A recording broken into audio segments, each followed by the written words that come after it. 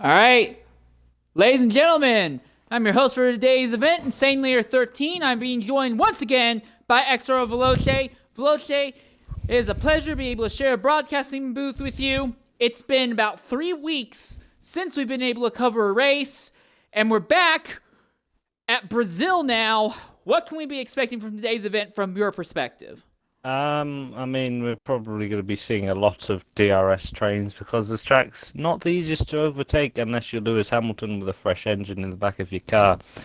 Yeah, I mean, top speeds I feel will be fairly similar, but you can run a variety of wings around here, so it's going to be interesting to see how quick each of the individual cars is in a straight line.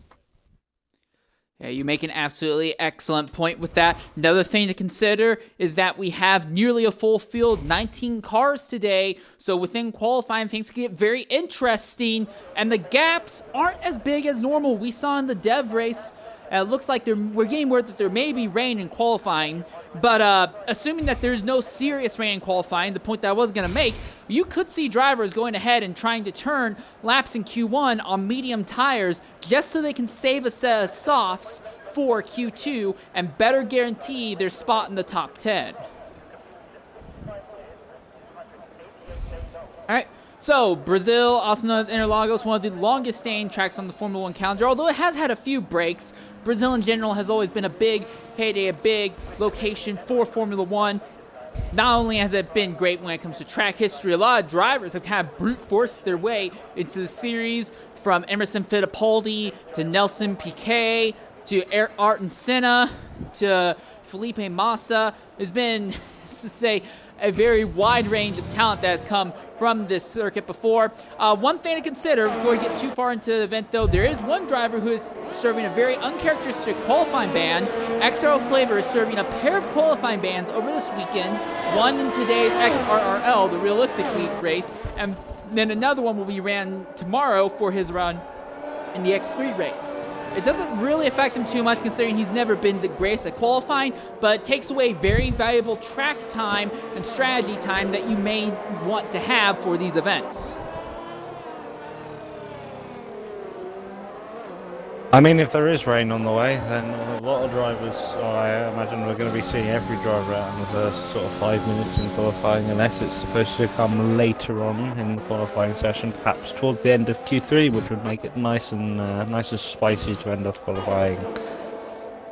The only driver I see not making a move out of pit lane right now is XRL Fiend, as everyone else, XRL Fiend is the only driver who's not made an attempt to get out onto the track. The first driver in the middle of a lap right now, though, is XRL Azda. Azda returning back to the Realistic Series after a prolonged absence.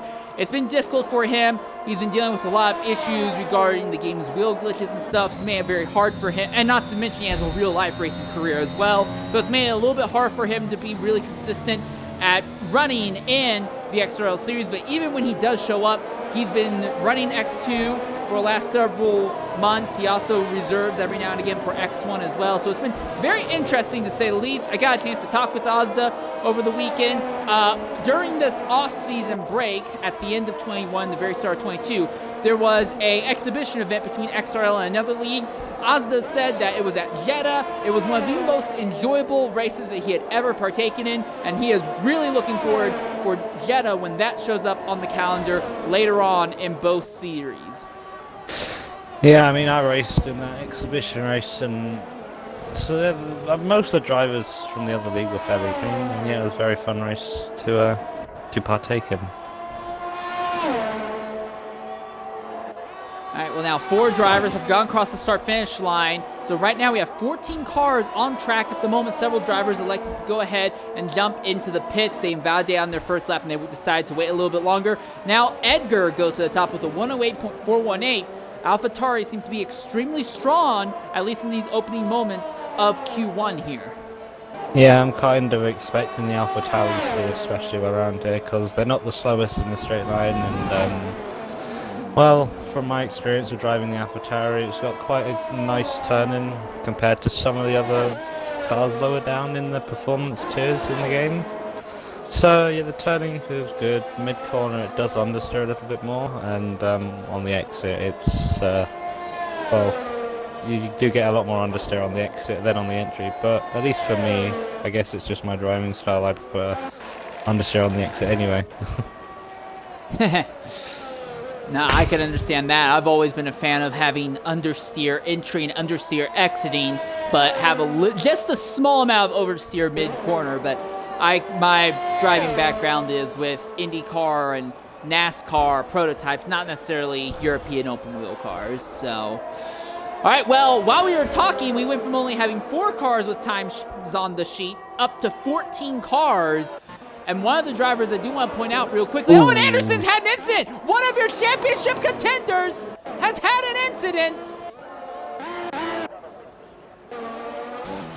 Yeah. This is going to play havoc on the title. Anderson, who has been one of the most consistent drivers over the last several weeks in the Realistic League, an instant early on in Q1 in Sector 2 takes him out. Probably one of the worst tracks to cross out in quality. It's like up there with Monaco on how hard it is to pass around here. Monaco, Hungary. Very hard to overtake. I don't know why I said hangry. I mean, sometimes watching races at Hungary can make me hangry without the H. So, but well, with Mr. Anderson's. Well, Mr. Anderson's coming into the party right now. Mr. Anderson, you have caused your championship hopes much trouble. Go ahead and include your audio. Sam. Big accident there in Sector 2. What happened? Purely banter. Nah, I lost it on the curb. Yeah, pretty much sums it up. Pushed it too far, no need to. But look at my time as well. Just yeah, well, all to do in the race again. So we'll see what happens. All right. Well, do you think you can recover from this and get back into the points-paying positions? Aye, I'm pretty confident. Yeah. Aye. Aye. All right. Well, in that case, Mr. Anderson, we'll be looking forward to that, seeing what you can do out there. Me too. Okay. Cheers. All right. Well, that's the word from Mr. Anderson. Not too upset by the incident, but without a doubt, he'll be starting in the hole, to say the least here. But yeah, we've already gone. We're not even halfway through this session. We already see 16 drivers have set their lap times on the track. They're flying.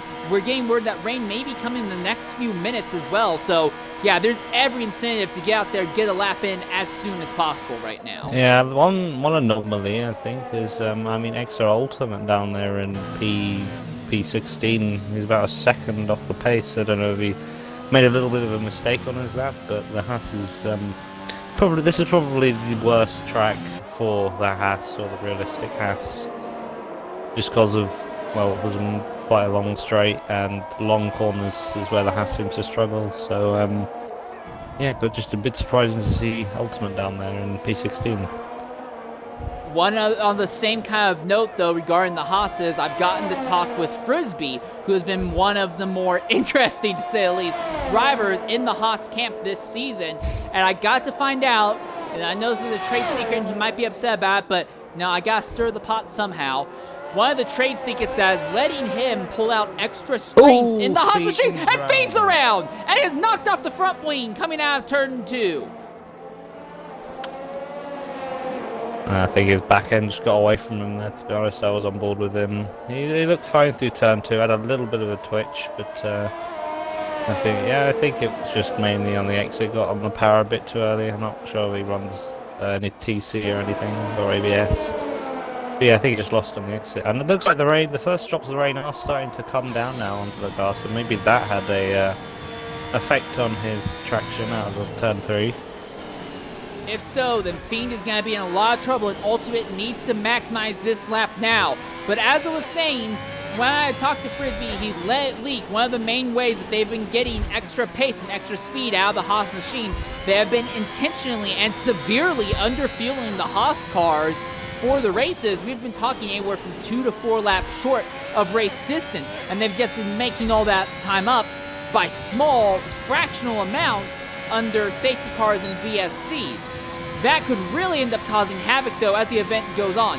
Zola and Torpedo have both retired from the session in the pits. Ultimate crosses the line, but it's only with a 109.799. The track is still dry, but not for much longer. For Ultimate, this is it. He has to set a lap time that is at least 4/10, actually closer to 5/10 better than Ryan Hurricane to squeeze in. For Ryan Hurricane, he's not on track. He's not going to be able to respond. This could be it for him. To be honest, I think even if he beats Ryan, he's still going to be Ryan. They'll still be through. But just because Anderson's out, Anderson's guaranteed to go out of the session no matter what happens. So. Well, the problem with that is, because Anderson did set a time that was already in, he automatically gets kicked down to 15th unless that everyone else who has set times ends up with a time faster. And so right now, only 14 cars are in position to advance to the next round. Ultimate needs to kick Ryan Hurricane out. Basically, Anderson's accident, considering that Anderson had the 3rd or 4th fastest time at the time of it, it's basically put a massive screw job on the majority of the field. Yeah, Ultimate was only 7 thousandths up, and only an 8 thousandth improvement. Yeah, he's up by 88 thousandths, but he needs to get a lot more than that. The gap right now between Ultimate and Ryan Hurricane is about 4/10. I'll be honest. Actually, it's closer to 32 hundredths, but I think he has fueled up to do probably 3, 4, maybe even 5 runs. We'll see at the end of this lap. It looks like he is pushing a lot more this lap in terms of track limits, whether that just be because of the lack of grip or just because, well, the Haas understeers, or I don't know, we'll never know. And he invalidates as you come off the exit of turn 6 there.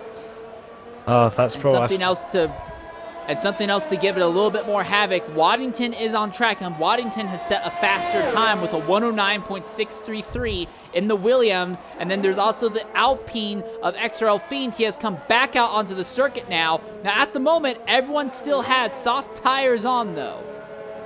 Yeah, I mean, we definitely aren't going to be seeing any intermediates this session. However, I have a feeling that in Q2 in my... And Waddington is up by about nearly 0.2 of a second, so...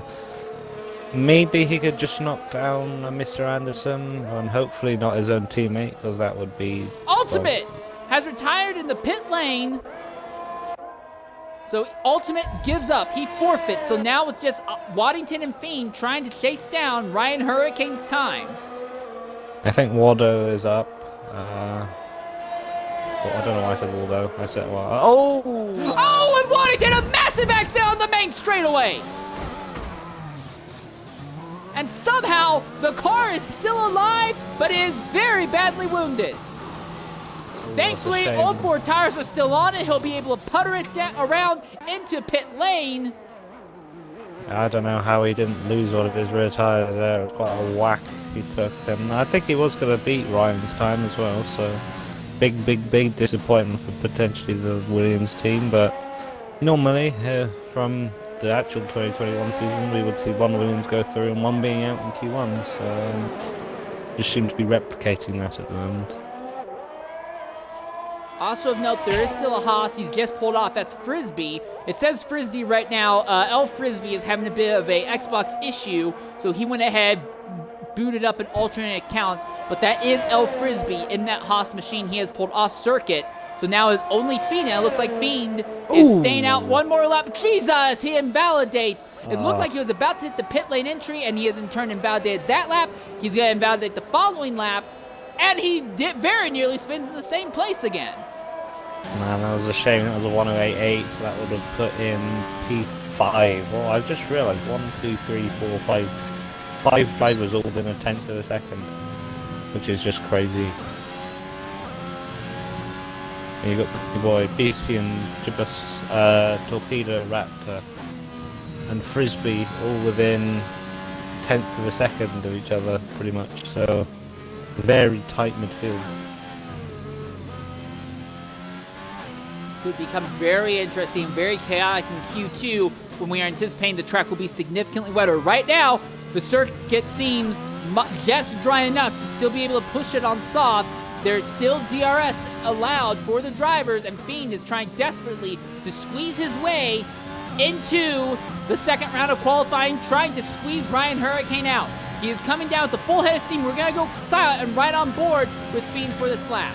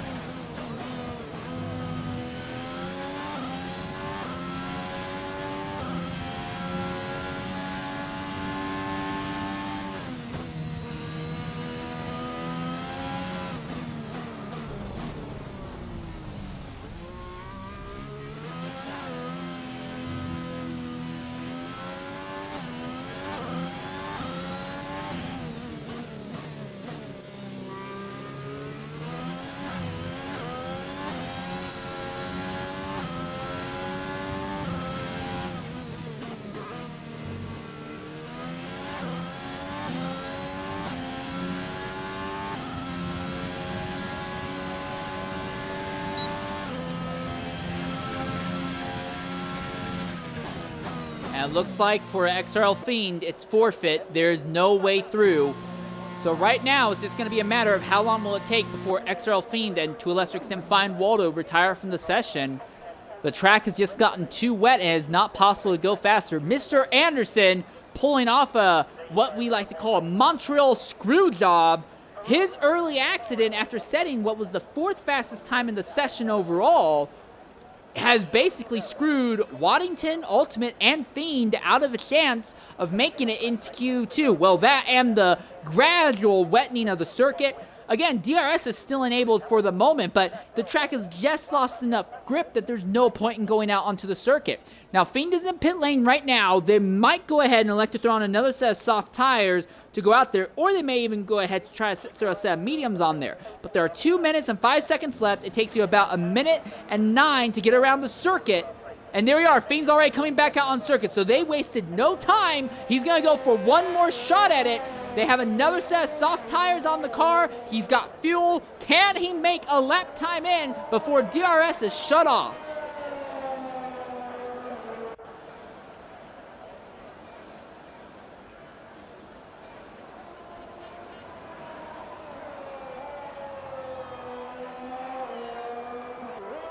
Fiend desperately needs DRS to be maintained for this lap and the entirety of the following lap. Otherwise, the lack of speed, or at least the harm that you have when it comes to straight line speed by having DRS shut, will compromise him enough that even with a perfect lap, he would not have any shot of making it into the next round.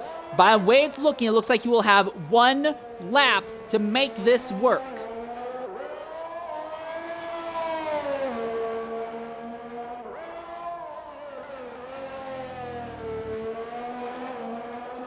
I'm reminded of watching one of the Alfa Romeo drivers in X3 about 3 seasons back at Mexico being put in a similar scenario in Q3, and he was fighting for a championship at that point, and he made it stick. He was actually able to come home with the 8th fastest time in the pole shootout.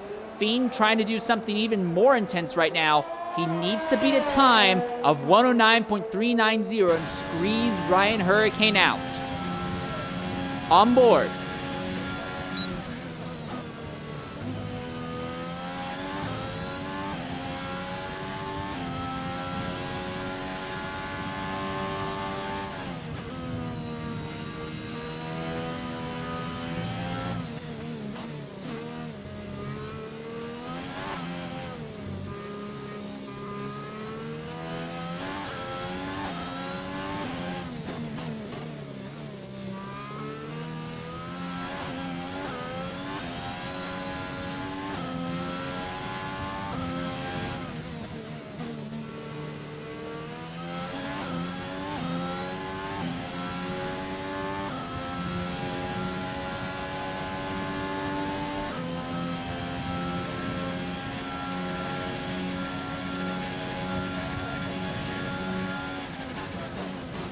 And out, the Alpine finally crosses the line, but was it a fast enough time to get him in? The answer, as we look at the final results, regrettably, no. Fiend only able to set a 109.951 at the end, and he will not advance. Neither will Waddington, Ultimate, or Anderson, or Flavor. Anderson out from a DNF. Waddington, Ultimate, Fiend out from just not being able to set time on the wet track, and Flavor, a qualifying ban. I have just realised one small problem. I don't think I clicked spectate when I joined the lobby. And I am in the Mercedes, apparently. Well, don't go on track. I shan't.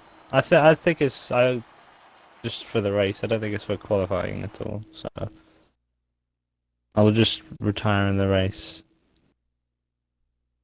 Yeah, if absolutely necessary, at least in my opinion, if absolutely necessary, just go ahead and pull off circuit right at the race start and just get disqualified for parking off track and just make your car like so far off circuit it's not going to matter. All right, so 14 cars preparing for Q2 here, and now the track is wet. I think it's Right just wet enough for intermediate conditions. I don't know if it's going to be full wet by the end or if this is going to continue to get heavier, but whenever I've done a race around here, it does seem to come down heavy.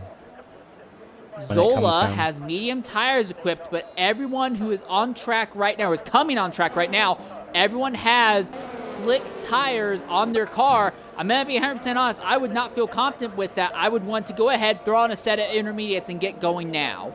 I mean, to be fair, if you look at the colour of the track, it doesn't look too dark, only that's a big telltale sign. True, but this circuit is just getting wetter and wetter. I can see the color of the concrete, or not the concrete, of the asphalt changing as the seconds are ticking by now. By the end of the flying lap, the track is going to be absolutely soaked. We could see 2 or 3 guys having massive incidents in Sector 2 or Sector 3 on flying laps. It's going to be, I feel like it's going to be an all or nothing sort of qualifying. You go all in your lap and you bin it, or the driver's going to conserve a little bit. I can already see Az pushing a little bit just to try and get a little bit of a feel for the track conditions. If you are right, and if that's how it is, then Ryan Hurricane will have the biggest advantage because he was the first driver on track by a motherload of time, and he is already crossing the line to begin his flying lap. Big lockup on the left rear for Ryan going into turn 1, but he's saved the car, and he's around in turn 2, and he's hard into the wall.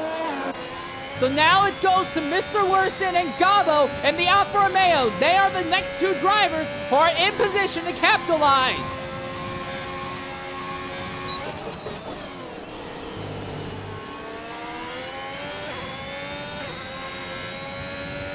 The Ferraris of Davis Torpedo, along with the Red Bull of Bestian, are coming to the start-finish line now. They will be the last drivers to try and get a lap in.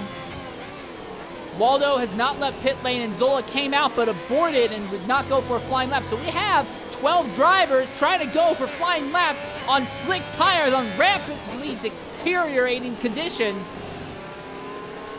If we see a lap of a 1:19 or lower, I reckon it is time for intermediates, to be honest. And then you just see the middle sector splits for Gabo, I think. Oh, I don't know. I think we're right on that crossover point. Probably gonna see. DRS is still enabled, so if you've got DRS on the run down start finish line, that will help significantly. Gabo to the top. Now Frisbee with a 1:13.491. Now Edgar with a 13.065. He's going to be joined by Ryan Hurricane. Ryan Hurricane is aboard. He comes into the pits. So now the focus goes to Ozda. Ozda goes second with a 13.197. Here comes the McLaren of Raptor, 13.656. Now the Mercedes of Collie with a 17.8. And Ozda's out. Ozda with an accident going downhill. And a massive accident for Ozda. And that's going to take him out, and that's really going to cause havoc because I don't think anyone's going to be able to beat that time of 1:13.197. The times are dropping across the board, and they're falling off hard.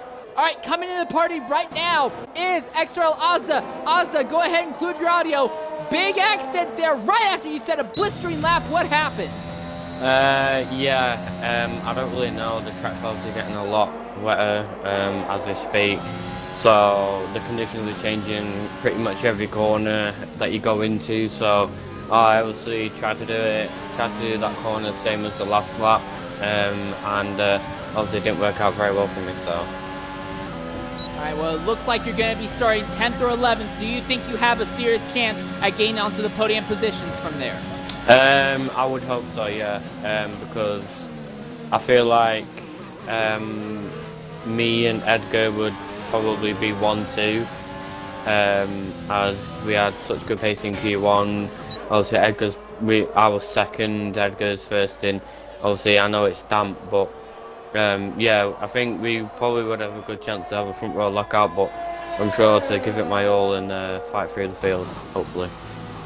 All right, one more question. You went out there on the soft tires, set your lap, and obviously crashed out. Do you think the track is still dry enough that you could make more time on the softs, or do you think now is a good time to go to intermediates? Looking at it right now, it's probably, as Veloce said, the crossover point. To be honest, the only corner that I really struggled with was turn 3. I had a little snap of oversteer, but everything else was basically the same. You just have to take it a little bit slower. So I would say stay on the softs, because the intermediates are just gonna get too hot and overheat and make you spin. So I'd say the softs. All right, well, thank you, Ozda, for sharing with us. It looks like it's going to be a 10th place starting position for you. Good run, mate. Thank you. All right, Zola has set a time now with a 1:15.008, so there is still a chance to sneak into the top 9 in the time frames as long as you're still on the soft tires. Collie Boy, they went ahead and threw on a set of intermediate tires in the Mercedes pit, then took those off and put another set of softs on. But Raptor's retired, Torpedo's retired, Edgar's retired, Mr. Worson's retired. I think you're exactly right, Veloce. It ended up just basically being a case of get out there, set a lap as soon as you can, and Devil May Cry, because now it looks like the track has fallen off significantly.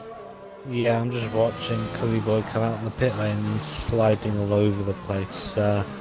Now you can see the track looks a lot wetter just from the little damp patches on the track, and there isn't really a line starting to form either. You'd have to do a little bit more driving for that.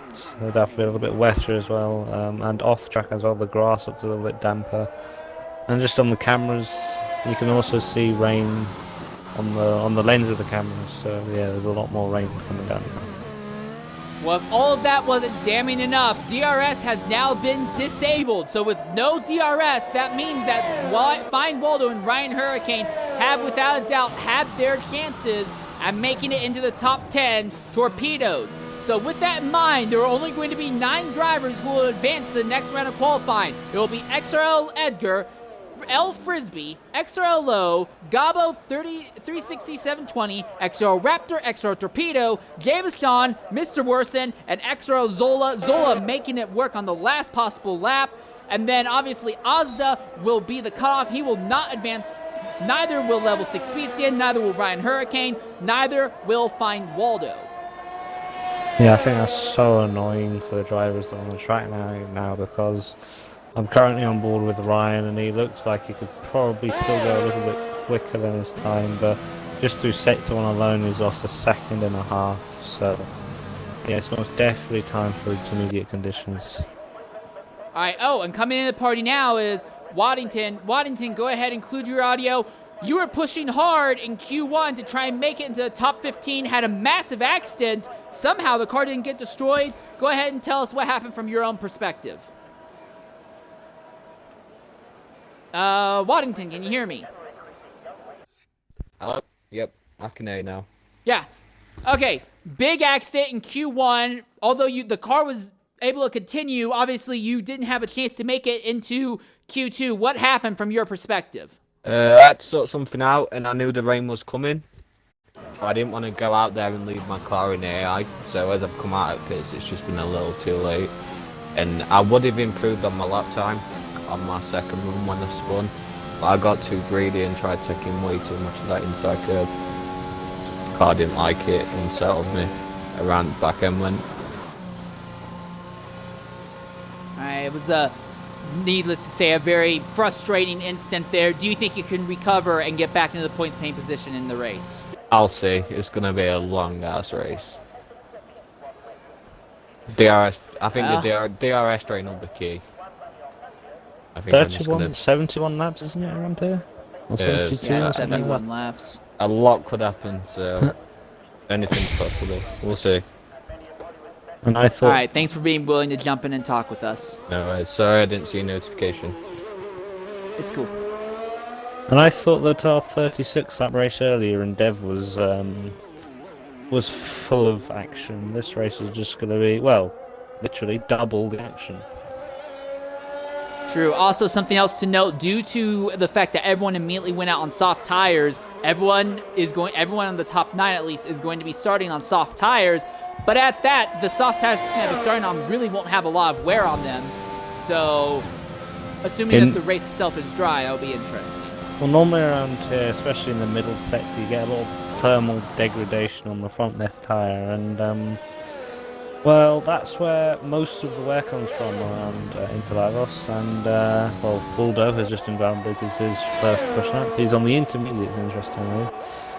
But yeah, as I was saying, in the middle sector, you burn your front left a lot, and that's where most of the degradation on your tyres comes from. So I'd be willing to say there are a couple of drivers here who've got probably 0, 1, 2% on their tyres right now, just because they wouldn't have been having the heat go through the tyres that they would normally have, and they wouldn't be pushing the tyres nearly as hard as they could have been in the dry conditions, and they wouldn't have been stretching as much, and yeah, the tyres would have just been under a lot less stress than if they were in full dry. Another consideration, the track was slightly damp, so obviously the track surface is going to be a little bit cooler. Would that also help with keeping the tire temperatures down just a little bit, considering we're only talking about a 1 or 2 lap space of time? Yeah, I mean, it would make a big difference, because one of the biggest factors of tyre wear is the harder the compound, the longer the tyre tends to last, and that's because the softer the tyre, effectively the stickier it is to the track, and the more it warps in shape just to be able to maintain the G's that are required from the demand of a Formula 1 car. And that's why the harder compounds are slower, because they can't stick to the track as much. And Ryan!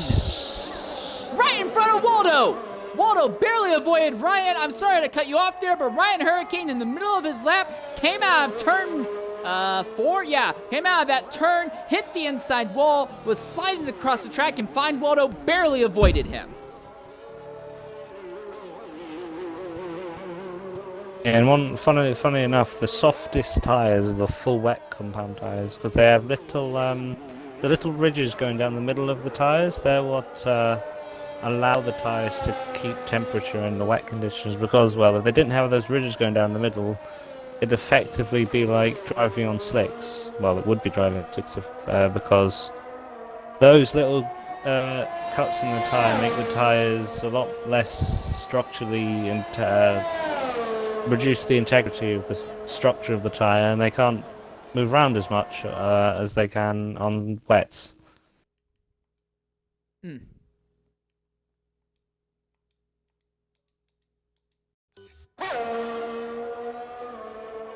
Alright, so I do have one more question. As Ryan Hurricane has now retired from the session, so now Fine Waldo is the only car on track. So, assuming that we don't have rain in the race itself, but the track itself is damp at race start, do you elect to immediately come in and throw on a set of intermediates as soon as you can at the start of the race? Or do you elect to just try to tough it out for a few laps until a dry racing line forms? Well, if it's not raining at the start of the race, you're almost 100% of the time you want to start on softs. Despite the track being very green and very... well, there won't be any rubber laid down pretty much, because there aren't any races. Well, I'm talking like if the track is... I'm talking more about like if the track is damp, so... If the track's damp still, what, and there's rain, or if there's no rain? Yeah, no rain, but the track is damp. Let's say that rain pours throughout the rest of Q2, is pouring throughout all of Q3. By the time we get to race start, the track would still be damp, even if there is no more rain falling. Oh, well, I mean, I would just go out on the slicks, because you would lose probably about 40 seconds just from pitting onto intermediates, and then probably the track will clear up in about 5-6 laps, and then go back onto slicks. So yeah, I would just tough it out on the dry compound tyres. Alright, interesting little thought experiment there. Also, while you were going on that, Fine Waldo has found a little bit of time in that Aston Martin. He has now gotten into the 116, so a 116.981 that puts him over Collie Boy, that puts him over Ryan Hurricane as well. So it looks like he's going to be starting 12th. I see no way, though, that he's going to pull out another 1.2 seconds, though, to get ahead of Beastian. I mean, anything's possible, right? I mean, the rain does look to be coming down heavier, though, so, the day's just getting worse and worse for the Aston Martin driver. Ugh! I've heard recently as well, they're no longer sponsored by BWT, which I was surprised by. Yeah, BWT has apparently changed their sponsorship from the Aston Martin team to just general Formula One overall. So, yeah. Fair enough. Yeah, All it's right, and there we definitely, are. definitely basically full wet conditions now. So Q3 full wet conditions. This separates the men from the boys. This is the ultimate test for a driver is in the wet conditions because well, your car doesn't really mean a lot in real life, at least I know in the game. For whatever reason, it just makes the car, for me at least, the gap's bigger in the wet, but in real life it's a lot smaller, as seen at Belgium. All right. Well, right now, I do want to say this. I think Ozin is in a very good position. He's going to be starting 10th, but he will not advance to the next round. The only 9 drivers that will advance to the pole shootout will be XRL Zola in the McLaren, Mr. Worsa in the Alfa Romeo, XRL Torpedoes and Jay Basjan in the Ferraris, Raptor in the other McLaren, Gabo 360 720 in the other Alfa, XRL Low in the Alpine, Frisbee, El Frisbee in the Haas, and obviously XRL Edgar in the AlphaTauri. Again, AlphaTauri is very, very strong throughout the first 2 rounds of qualifying, without a doubt. For Ryan Hurricane, though, frustration, because he might have had a great run locked up, but he pushed too hard and spun out on his first flying lap, and that basically put him behind the 8 ball for the rest of the session, and it was a situation that he never really got out of.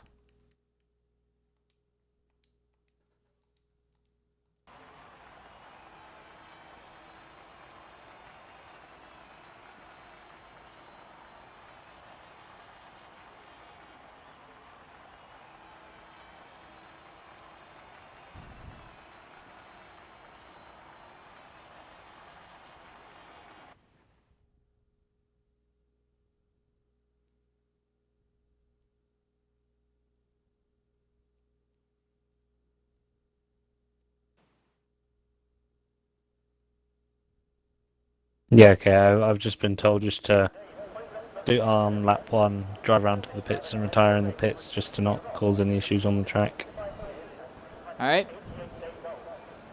And now you can see on circuit the rain is absolutely pouring.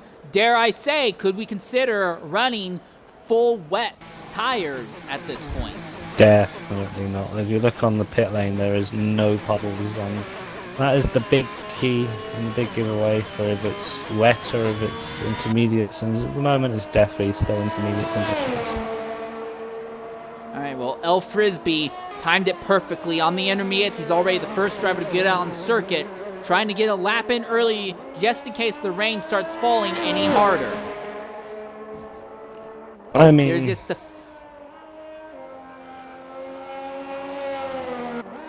the faintest hints of a dry line that was left over by the likes of Waldo and Ryan Hurricane on the circuit.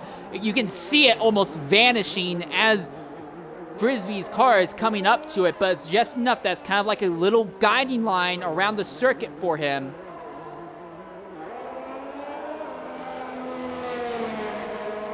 Ooh, Haas is now starting to spark out just a bit. Everyone, with the exception of XRL Torpedo, is on track right now. We're going to go silent and right on board for a lap on board with El Frisbee, see what he can make the Haas do in these wet weather conditions.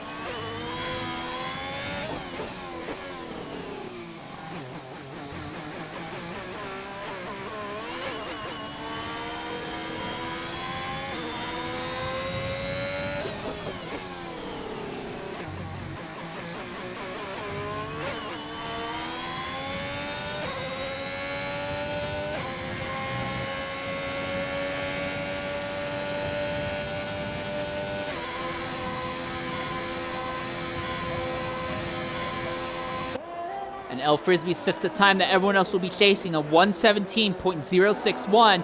The first driver to come out and try to fight that is going to be XRL Low. Coming uphill, he'll set a lap time of a 1:17.655. Now it's going to go to Gabo, 3:67.20, as he comes through that final little kink on the front straightaway. Up the hill, he'll set a lap time at 1:17.983. He'll be followed right afterwards by the Ferrari Jabez John. Jabez breaks the 1:17 barrier. He's into the 1:16.9s. Ferrari is a very, very, very good car on the traction. I think in the game it's got a lot more rear downforce than front downforce. That just gives it a nice, stable feeling when you're driving around, and that'll just make you feel a little quicker in these wet conditions. As XRL Edgar does a 1:16.841, so I expect we're just going to see these lap times drop and drop, because it does look like the rain is easing off a little bit. So yeah, we might even see some brave soul try and go out on the soft compound tire towards the end. It would be a bold strategy. Let's see how it pays out. Before that, Mr. Worsen is going to cross the line for a second attempt at a lap here. He invalidated on his first attempt. Second attempt will be a time 1:17.213. Now the focus goes to Zola and the McLaren. Low to the top now with a 1:16.979. I'm sorry, 797. Just swap the numbers around a little bit.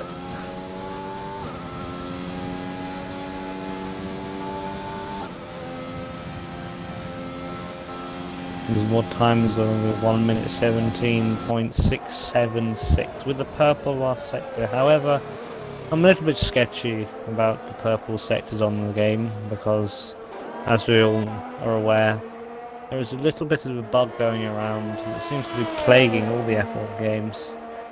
That is, it will tell you have a purple sector, but you don't actually have a purple sector, which is quite frustrating when you're on a qualifying lap. Yeah, also we'll do a thing sometimes where the purple sector, sometimes we'll compare him against the top car on the track, sometimes we'll only compare him against your best time, and that can also really play havoc with strategy and expectations as well. Yeah, it's quite frustrating. All right, well, Torpedoes crossed the line with the 1:17.392, so we have now seen everybody go ahead and set a lap time. The range from top to bottom is only about a second spread, so all 9 of these cars are within a second of each other right now. Watch John. John's up on his time, and I feel like he was about 3 tenths up on his time going into the last sector, so could he maybe beat XRL the time 1:15, 1:16? No, not quite. It does improve a little bit though. Thought he would have maybe gone a little bit quicker, but that's just my misjudgment. Jabez John, though, is solidly within the 1:16.9 club with the 1:16.902.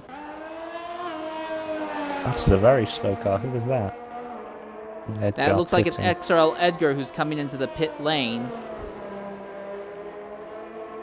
Torpedoes coming in as well. Gabo's still on circuit.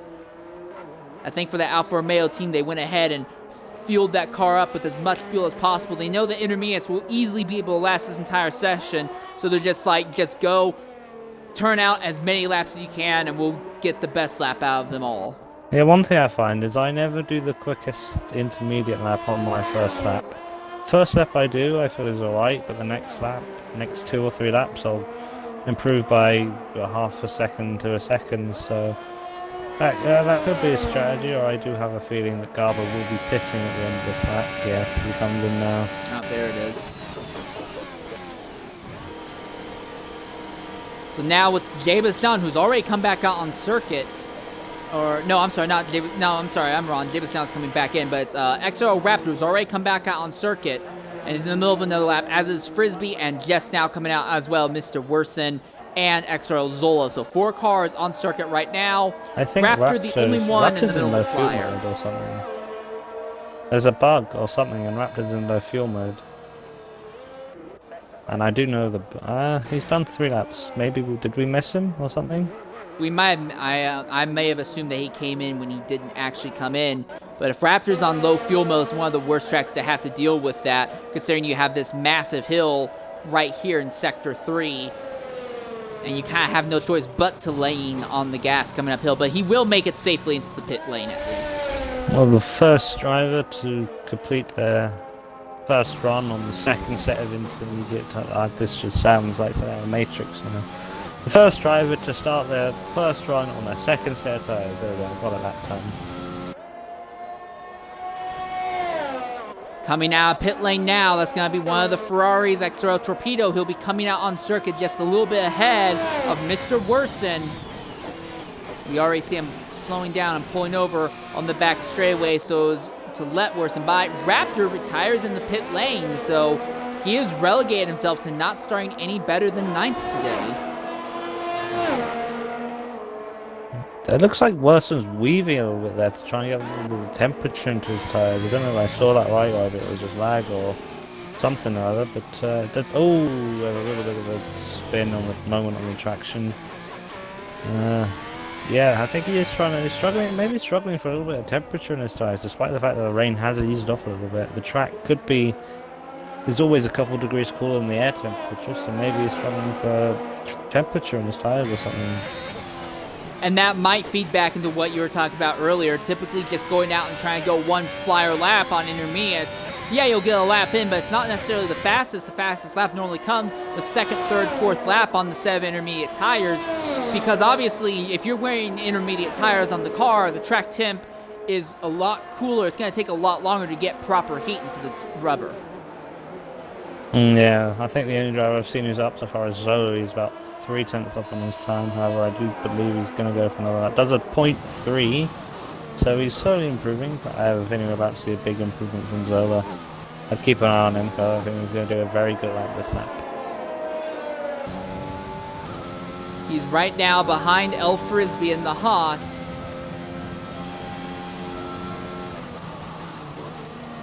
Close enough to get a little bit of a draft down the straightaways, but not so close that it's really compromising him mid-corner. That is probably the perfect distance, to be honest. Although I do think he is catching Frisbee a little bit. I wonder how many... I'm just trying to think now how many names I've seen Frisbee with. But he's changed it a few times, hasn't he? I mean, I've seen El Frisbee, I've seen this one, Frisbee, but I've never seen any others, so... It used to be just Frisbee 2. What happened to Frisbee 1? Or do we not ask that question? We do not ask that question. I mean, Alright, I understand. When we're in the land of Brazil, you don't ask what the Brazilians do. Exactly. Don't know I don't think he's Brazilian. I think he's more like a bit further north. But, yeah, Zola, what time is he going to do? 1 minute 17.2, so a 10.5 He's improvement improved. again. But the problem is, though, that the men he's been chasing, Worsen and Torpedo, are still both faster. Torpedo has actually improved up into the 116 range. So although Zola is improving, he's not improving at the same rate as the others. Jabez John, out of nowhere, has just jumped to the top, 116.656, and Edgar is on track as well now. We might see him go for another shot at the pole. There are 33 seconds left in the final round of qualifying. Things are still up in the air. I don't think anyone's going to get to do a lap after this lap because the furthest driver ahead is Mr. Worsen, and he's only just coming to the start of Sector 3, so this is the final runs of qualifying. It's quite close. Ooh, looks like McLaren. Oh, Gabo and Frisbee! And they're both destroyed. Gabo and Frisbee, who had the 4th and 5th best times, are both destroyed. And that's going to be John, who is coming up onto the wreckage. He has nowhere to go. He barely avoids both cars. And coming up behind, that's Edgar. And that will compromise both of their laps. That might be all that John needs to lock up the pole. That's a real shame because Edgar is still up, funny enough, though. Just under a 10th up. He was 3/10 up, though, in the first sector, so that would have absolutely compromised his lap. No doubt about it. Might still be able to just pip XRL. What time is it going to be? A 1 minute 16.683. Only a few hundredths off John. So if he hadn't have been held up by Frisbee and Garbo, He would have had pole, and I feel like he would have had pole by at least 2/10, so would have had quite some margin, but he'll have to make it up in the race later on. Well, a lot of chaos throughout the entirety, pretty much, of qualifying. This really makes things nutty. But at the top, Jabus John in the Ferrari with a 116.656. He'll be sharing that front wheel with Edgar in the AlphaTauri. Then it will be Lowe and Gabo, Frisbee and Torpedo, Worson and Zola, and Raptor will be starting 9th. Coming to the party right now is El Frisbee. Frisbee, go ahead, include your audio. Big accident there at the very end of Q3. What happened? But he just lost it in front of me, and I got loads of wheel spin. He was spinning off into the back of him. But I was already a 10th up, and the lap before I messed up about 2/10 in the last sector, so I actually had a chance at pole. But it's like you couldn't do anything. All right. Well, it's not a front row start, but do you think you're close enough that you'll be able to jump into the lead of the race potentially and take home the win? If I can just stay in people's DRS the whole race, basically. I just need to get dragged along because I have 0 straight line speed as usual.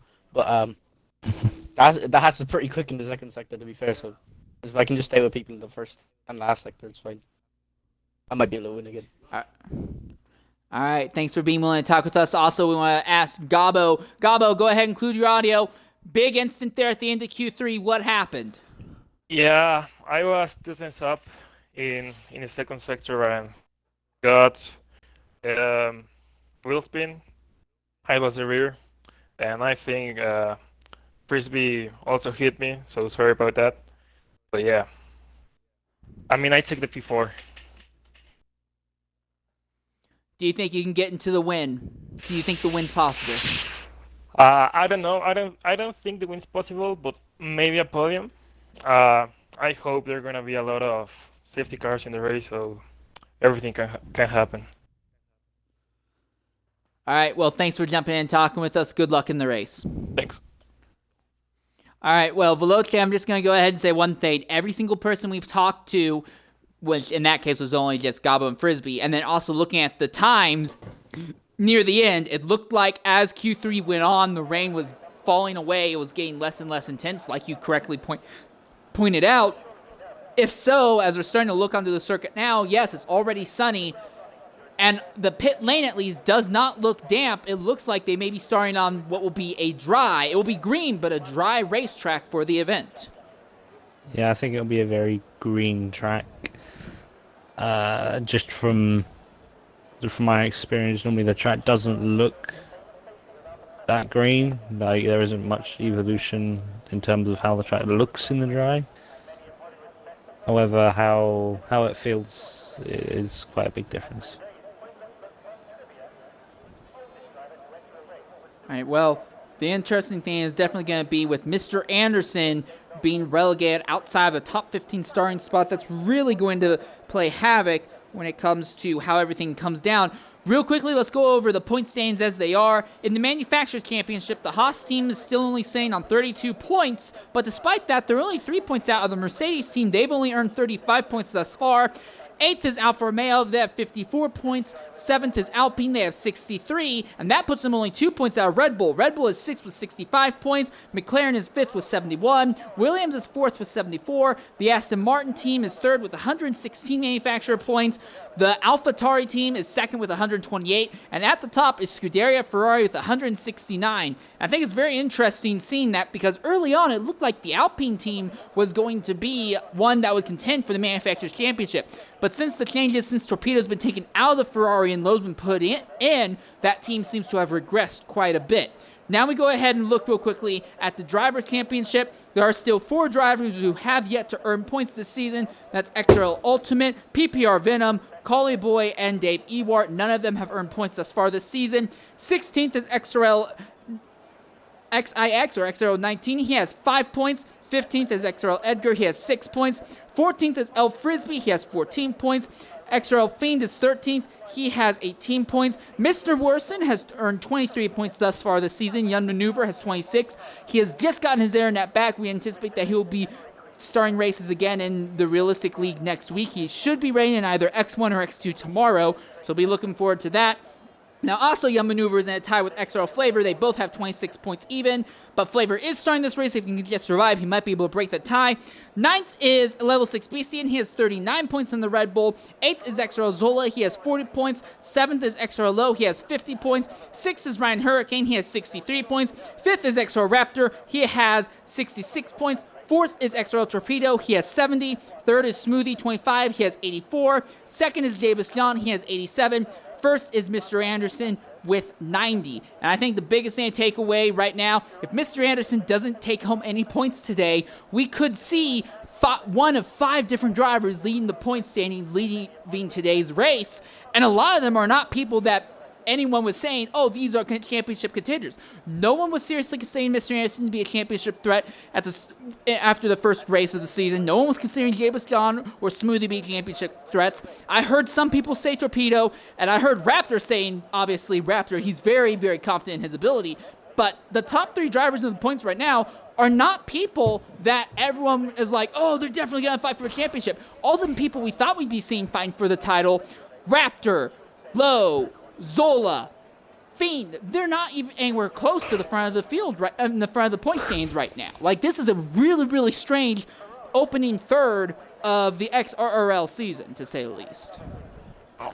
Yeah, but anything can happen in any half of the season. The actual season just gone happened. No one thought that Max Verstappen was going to be anywhere near Lewis Hamilton in real life. But well, we all know who the world champion is, and we all know that he deserved it.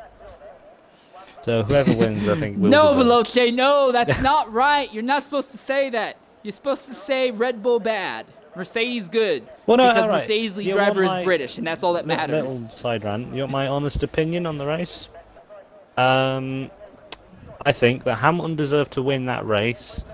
But I think both drivers deserve to win the championship. Because, you know, Verstappen had it robbed at many races as well.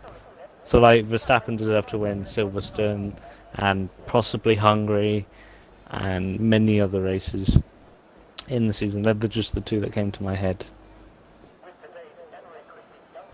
No, I generally agree. All right, as we begin to load onto the circuit, go ahead and cut in if you see anything happening in the back of the field, mainly because you will be there, obviously.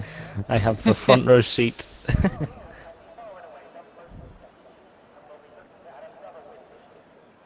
Is the lobby glitched? Please tell me it's not that badly glitched. Oh, no. Okay. Oh. Well, it says we're all ready to go, yet we're not going. I'm still stuck looking at the pit lane. Yeah. It says waiting for players. Oh, I can do that. Did that do anything? Oh, I left. Yeah, I just clutched up my F1 game. Oh, there we are. All right, there we go. 4 lights, 5 lights. I'll join and retire. And it's lights out and away we go! And right out of the second row is Gabo with a massive front, and there's an accident, and a massive accident. There's a Haas, there's the Williams around, and AlphaTauri, the entire back of the field is destroyed. Asta, Waldo, a bunch of cars still sliding and spinning all over the place back there. It's been a massive, chaotic start here. Sorry, what did I miss? Did I miss much? My and God. the full course safety car goes out immediately. But we saw Gabo get a massive jump right off the start, jumped right into the second position over Edgar and Lowe, but then the entire field behind went around and started crashing. Azda, Waldo, now Zola has had a crash out. Zola has not been able to get his car moving beyond the first 2 corners. So could this be a full lobby restart? I don't know, my game is taking ages to load.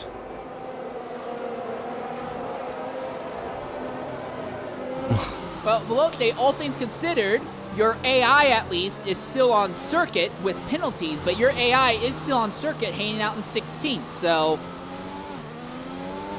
It can't be that bad then. I'm just stuck on the loading screen now, so it's fun. Like loading into the session. So I'm in the session, but like not in the race, if that makes sense. Yeah, people are leaving. Alright. So it looks like it's going to be a lobby restart then? All right, coming into the party right now is XRL Ozda. Ozda, go ahead and include your audio. It's sounding like there may have been a lobby restart, but a massive accident at the initial start. What happened from your perspective? So I got a really good start, and then, I saw a wheel like fly in the air, like you know when like it's like tethered onto the car. So I thought that indicated a DNF, so I slowed down a bit, and then I saw the hat spun around. And then obviously I got collected. I tried to brake, people trying to avoid me, and then someone hit my front wheel. So all I saw basically was a Haas the wrong way around, and then I kind of avoided it, but then I think his front end clipped my rear end. So then obviously I spun around. I was basically sideways on the track, and yeah, it's inevitable. But if that wasn't a restart, I would have been very, very annoyed. Could I be the first commentator in XRL to get penalty points? No, I did. I 'Cause- remember. I think I was with. It was the same track. It was Brazil as well, and I was with Insane. So, yeah. All right, coming into the party now is XRL Zola. Zola, massive accident at the race start. And it seems like it's been a race restart. What happened from your perspective? Well, what happened was I started the race perfectly fine, and then my game just froze. I had black screen, and 4 drivers had that at the back. That's why all their cars stopped on track, and no one knew what's going on. Frisbee had it as well. That's why Oh, Frisbee is that why spun. Frisbee got turned Yeah, around? this is what I'm saying. Frisbee, yeah, we all had black screens. We all had to restart our games, and we all come back, and our cars dead. Yeah, I have a feeling that was that something is to so do with bad. my connection at the start of the No, race, it so wasn't apologies. you. It was. I think it was either you or JBL when he got kicked. So it Yeah, wasn't but me, it but probably it might would have have been been me. JBL. Yeah. We don't know who it was. We don't 100% know who it was. But like I said, it's four people got killed because of a glitch. So Yeah, it's I- only fair yeah. to if it was someone, if it was because of someone them crashing, Be because of a stupid, yeah. crash, then the race would have carried on. But because it was a glitch that caused the incidents, we'd have to restart. Otherwise, literally, 4 people have just been taken out of a race. And because it's of not the their game. fault. Yeah, exactly. Yeah. Is that fair? This So no. game But- is actually So we will esports restart ready. and we'll try again. So sorry guys, but we will. Welcome to FIFA F1 2022. 2021. 2022? You mean? 20, what? Really? Yeah, F1 it's 2020. It's 2022 2022 now, mate. All the 21 glitches are fixed. They've added new ones now. We get black screens. Oh, yeah, fair. That's actually- you know, I was actually studying something where it's that's like good. developers will deliberately add bugs into games because when they release patches, they get paid a certain amount of money or something just ridiculous like that. That wouldn't surprise me. Yeah, it's Yeah, I EA, could see that so- being a thing. I Yeah, mean, good, man. So business we is do like apologise, corrupt. but we will be back. Right. All right, well, thanks for giving us the heads up, though. I'd love an invite to the All lobby, right, but by I the do way, have to you ask know. Zola. I do have to ask though, Zola, if the same incident happens again and multiple drivers have another black screen instant like that, would that be another restart, or do you guys just go ahead we'll and push probably on? we'll restart and then probably do. If it happens again with the glitch, it's probably another restart. And if it happens after that, then I don't know what will happen. I'll probably just have to carry on. I don't know. We normally only restart once because of readying up and stuff. And the next time we go, no matter what. But with glitches, we normally give it a couple of chances, which is because of glitches Alright. and stuff. So hopefully we don't. Alright. So, but yeah. All right, thank you All very right, much, we'll watch Zola, the for spectate, being please, mate, open with and- us and I- telling us what's going on. We We'll will miss go you in ahead and let person. you go and get back to getting everything set up. Right, cheers, thank you, and hopefully it's better than what it was then. Bye, Yeah, Mike. here's Cheers, mate. hoping. Cheers, mate. All right. And so I do want to check, Veloce, you basically got disconnected just as the race started, so you didn't see anything, I'm guessing. No, I didn't. I literally just left, and then I hear you going crazy about Gabbo and people dying and front wings flying and tires flying and cars flying and probably Now, the a cars flying racetrack was the dev race, flying. not this. There was But just- yeah. But yeah, no, you did miss that because Gabo started fourth, but he had the perfect launch. He had enough momentum that it looked like he was going to go side by side for the lead with Jabez John going into turn one. It looked like they're going to go side by side through those corners. He had that much of a run. And then I see the Haas spinning. I believe that was Frisbee. I saw him spinning. Then I saw Williams spinning. I think that may have been Ryan Hurricane. I'm not sure. Then I saw the AlphaTauri of Ozda spinning. And while all three of those were spinning, and none of those were synchronized. It was like one car would spin all the way across the track, hit 2 or 3 other guys in the process, and it would either take them out or take someone else out. And then just as that part kind of calmed down, someone else would start spinning. And it happened like 3 times over. So, yeah, it was nutty. That was probably one of the most chaotic race starts I've seen since, I think X3 at Monaco. I think it was X3 at Monaco last season when the entire back half of the field crashed and the pace car drove into it. I think that's the only one I've seen that's been worse when it comes to a race start. Oh, There was also the first X3 race at Russia. That was absolutely horrible where fucking the second row got wheels hooked going into turn 1, hit the outside wall and bounced right into the middle of the field. And then they all did the exact same thing on the restart afterwards. That was pretty bad also. I'm pretty sure every league had a terrible Russia race and had to restart, reschedule. And I think it has actually been rescheduled now to be the something of February. Yeah. Also, speaking of which, I'll say this, one person who's really going to be happy about that, obviously we got to talk with him about, was Ozda. He's very happy because he's going to actually get a proper race start. But another person, Find Waldo, he would have been totally DNF. Now he's going to get another chance at this, hopefully without destroying the car. Also, I think we can look at drivers like XRL Flavor and Mr. Anderson. They're both going to be very happy about this change in fortunes because they'll have a cleaner track to navigate at the start of the race. Also, now because of this, there is, in a sense, a little bit more time in the sun, if you want to look at it that way.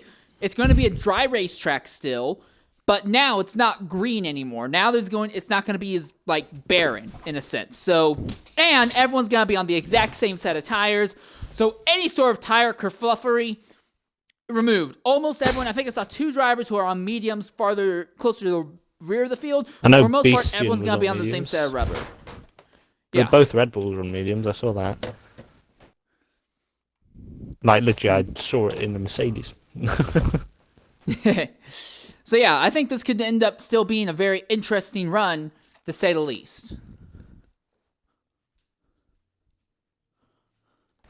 Oh my god, if I can't get my controller to charge, then I don't know if I can stay for the race. Because I have a dodgy charging port. And it's not just batteries, it's like a charging pack. Oh, so it's the same thing I have, and I've been having that problem also. The charging packs have been not retaining charge for very long anymore. Why is it not? The charger is plugged in and turned on. Yet, when I plug it in, it doesn't charge. If I do go quiet all of a sudden, you know why. Because my controller... I'm not too worried about it. I think it was the last race we did last year, literally last year, in Mexico where that happened. You went for 2/3 of the race, not even there at all, so... Yeah, I remember that race. I crashed on lap 61. After driving for what felt like an age, because it was the first 100% race I've done on the F1 game. And actually, no, it was quite near the end. It was lap 68 or something, or lap 67. And yeah, that was before I got kicked from Realistic. So I hope to rejoin soon.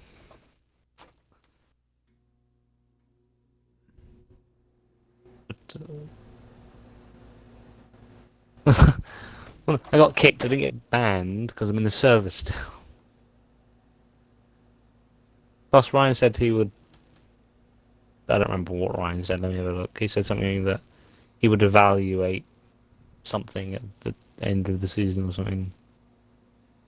If you don't mind me asking, why did you get kicked? Was it just it was my fighting race with class. Oh, okay. Yeah, I was on a pad, and at that point I'd only been racing for about 2 months, or period in the F1 game. So my racecraft was a bit, bad.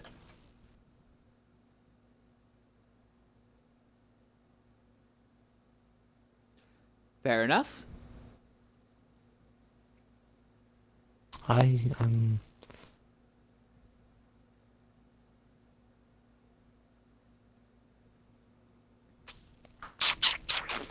Maybe it's my piano that's in the way. Let me just unplug you. Move! Wait.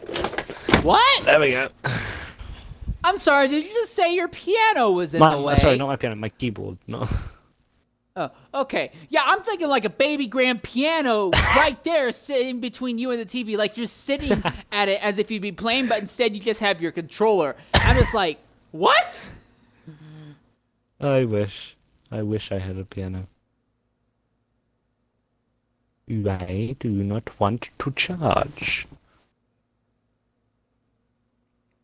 Oh, what the hell? This just jumped up 2% all of a sudden. Right, I just realized XRL Flavor's car number is 69, so that's pretty nice if I do say so myself. Nice. Nice. I do have to go at 10:30, so because that's just personal reasons. I need to be offline at 10:30, basically. So that's about what, an hour and a bit. I should be able So to you will stay not for be the here majority through the of end of the race then? I might be able to pull a few strings and just sit. But you don't have a piano, you only have a keyboard, so you don't have Oh, any no, I strings do. to pull. Oh, I mean, I do. Just not in tune. And it's the most annoying thing to listen to in the world. Maybe if you got it in tune, it wouldn't be the most annoying thing in the world to listen to. That's very true.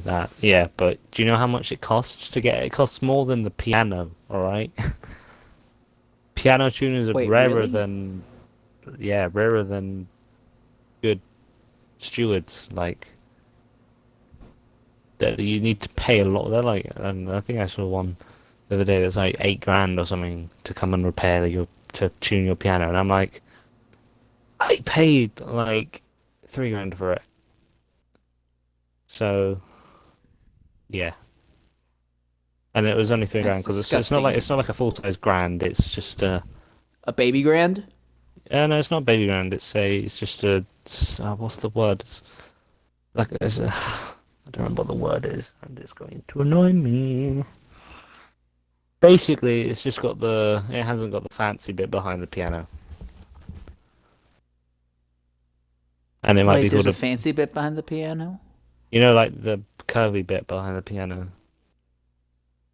Yeah. It's a vertical piano, basically, because on grand pianos, the strings are all laid out parallel to the ground. But on certain pianos, they're perpendicular to the ground. I don't know why this matters when I'm sitting watching an F1 race, but, got to talk about something to fill the time, right? I mean, this is all brand new information to me. I'm honestly fascinated by it, so. Fair enough. Yeah, but it's just. And because the strings are brass as well, you can't just, like, buy new strings. Wait, you can make strings out of brass? Yeah. But brass is a metal. I know it's a metal that deforms easily, but brass is a metal. How in the heck do you make that into string? By basically just heating it up, putting it in a mold, well, it's not like a mold, but it is a mold, but it's not a mold because you don't leave it to cool. Oh, I don't know how to explain it. Because you have to, you let it cool in like a stick mold, and then you have to twist it. So it's like, because if you ever look at piano strings, they're like a nail almost. And they're twisted just ever so slightly, so they have to be twisted. Or what you can do, which is a lot more expensive, is wrap really thin layer of brass around a metal stick, and it'll sound. I saw this one video on YouTube of this guy who made a piano out of hammerheads. So anyway, 20 seconds until we get underway for the Brazilian Grand Prix season. No, you learn you learn a new thing every day. I think this is the new thing I learned today. Okay, I'm going to be focusing on the front. Go ahead and focus on the rear. Cut me off if you see anything going on. Shall do. All right, as we load back onto the circuit once more. Second attempt at starting the race here at Brazil. As the lights are going, 4 lights, 5 lights. It's lights out, and away we go! And once again, Gabo has a great start, but Edgar was anticipating it this time. Gabo still sits up on the inside. They're 3 wide for a 3rd position going into turn 1. There's contact. Gabo gets knocked off circuit. He falls back a bit, but it looks like he's going to be able to save it. Fiend has been spun. I think that was by Waddington. Very unlucky for the Alpine driver. Oh, and that's another car round. Waldo. And that's Waldo. So it's still a bad start for Waldo, and there's a McLaren around, and that's Raptor! And Raptor with a massive accident right at the start of the race. And that is a full course safety car deployed now, and one of your championship favorites, XRL Raptor, a lap 1 accident takes him out.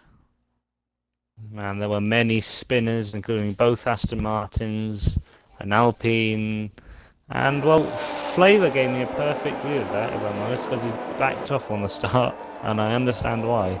Didn't want to get involved in anything. Oh, and... Alright, coming into the party now is XRO Raptor. Raptor, go ahead and include your audio. You came into this race with a chance of leaving here with the points lead. You're not going to walk out here with even a full lap on the car. What happened? I actually had a technical failure in my wheel. I had no force feedback off the start, and force feedback is what. Another accident! Mr. Worsen just had an accident now under the safety car. I'm sorry to cut you off, Raptor, but Mr. Worsen has just had an accident coming out of the front straightaway kink. No damage to the car. It looks like he'll be able to continue, but you are not apparently the only one with issues here. But anyways, as you were saying, Raptor, I'm sorry to cut you off like that. You are perfectly fine. Force feedback is what I rely on to let me know where my limited grip is with the car. I mean, I had absolutely no response. I couldn't feel what the car was doing, so it's an odd one-off technical failure. But hey, it happens. There's just nothing I can really do about it. Yeah, it's like I said, Asta. I just had no force feedback whatsoever. Yeah, it's all good. It happens. If I get a penalty out of it, I'll take it. I mean, there's just nothing I can do.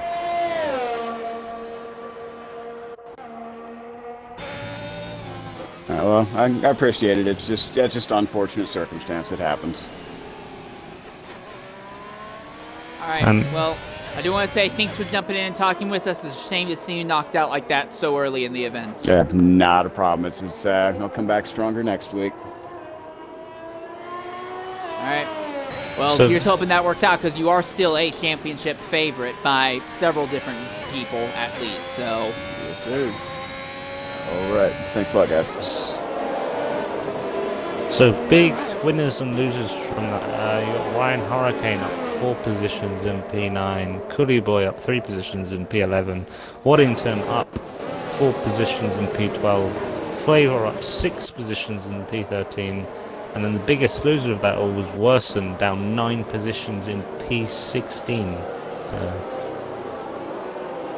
The crazy thing for Worsen is that actually wasn't looking that bad for him. He had an incident basically all on his own under the full course safety car on a straightaway. But it looks like he's been lucky and was able to get away with it with no actual damage to the car. That's one driver who's... Go ahead.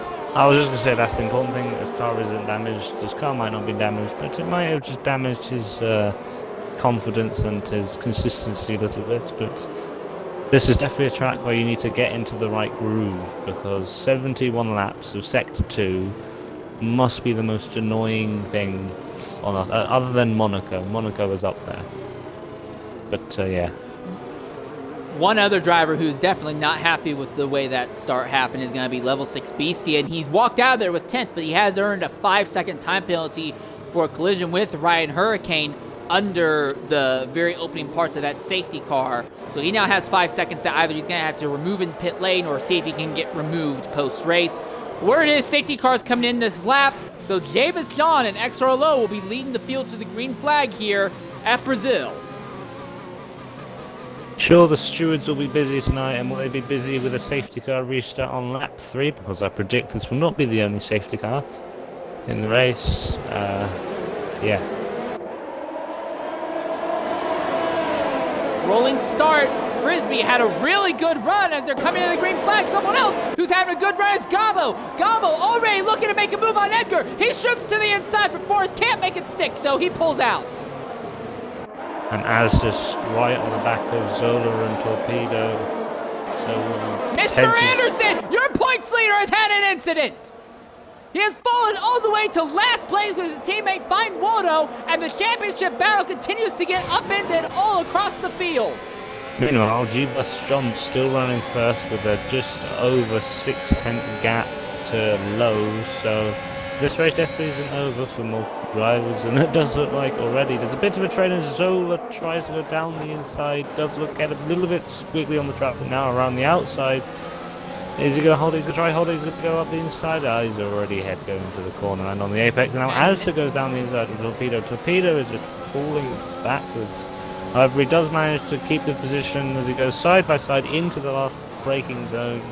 Is he ahead on the exit? Looks like he has a little bit better traction, and Torpedo 7th, Asda 8th. And this gives Ryan Hurricane a great run because he's going to have the draft of all these cars ahead. If he can get a little bit closer to Asda going into turn 1, he might be able to make a move. That's not going to be the case. Asda pokes to the inside, neck and neck with Torpedo going into turn 1, and the AlphaTauri is going to make the position stick. Yeah, a good battle in the middle sector there from the AlphaTauri and Ferrari drivers respectively. Asda now going to be looking to chase down Zola, Gabo, Frisbee, and well, try and get up into the lead of the race, I can.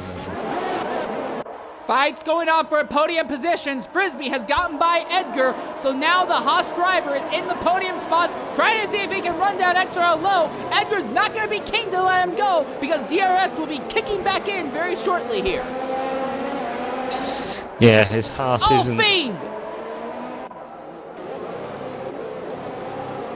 Yeah, Fiend the Haas... has had an instant there in Sector 2. No, it's just I think he just lost it on his own. And back to Frisbee. Frisbee is going to have a run on Low, but like you said before, it's not the quickest car on the straight line, so yeah, it's going to be a very long run for him down this straight, and he has to try and get all his moves done in the middle sector. Probably the best overtaking opportunity, sadly for him, is at the end of the massive straight, and then turn 4 as well as the next best. Other than that, the middle sector is pretty hard to follow through, so yeah, best of luck to Frisbee, and overtaking the Alpine, and oh, actually, looking at it, John is almost running away with us a little bit, 1.2 seconds now to Low.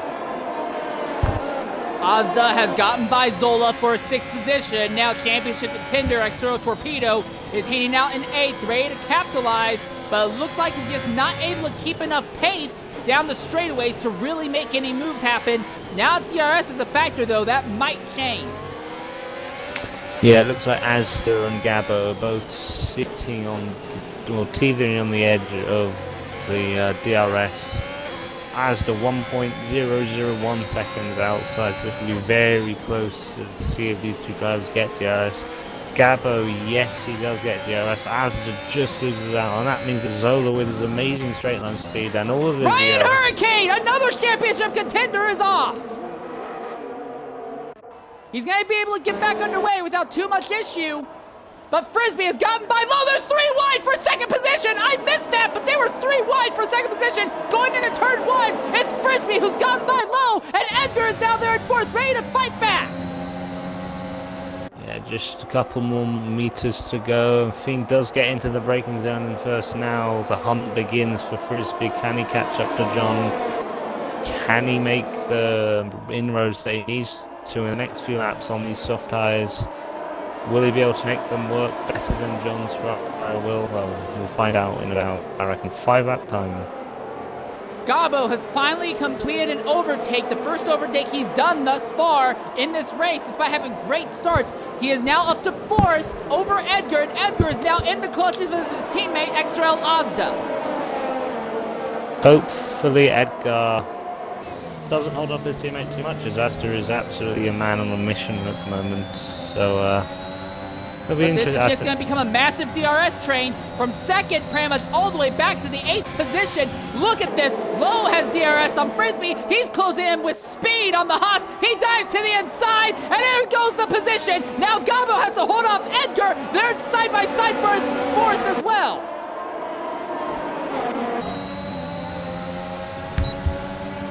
Frisbee behind Low. Here comes Azza to the inside of Edgar. A little bit of a teammate rivalry going down the back straightaway. Azza has the inside lane. He'll take the position for his teammate. Edgar fights back on the outside, but he cuts the track in order to get back ahead of Azda.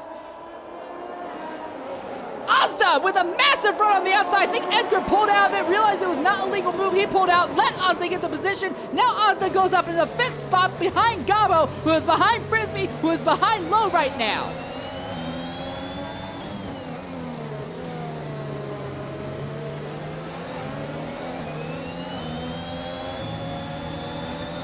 Frisbee is having trouble keeping pace with Low right now. He's so close, that's basically harming him aerodynamically. That's going to give Gabo a great chance to get a DRS run. We could see another 3-way fight. They're raced side by side for 2nd, going down the main straightaway. Here comes Gabo, here comes Asa. There's a bunch of cars with way too much speed going into the braking zone. 4 cars, all with a blanket on top of him. Who's it gonna be?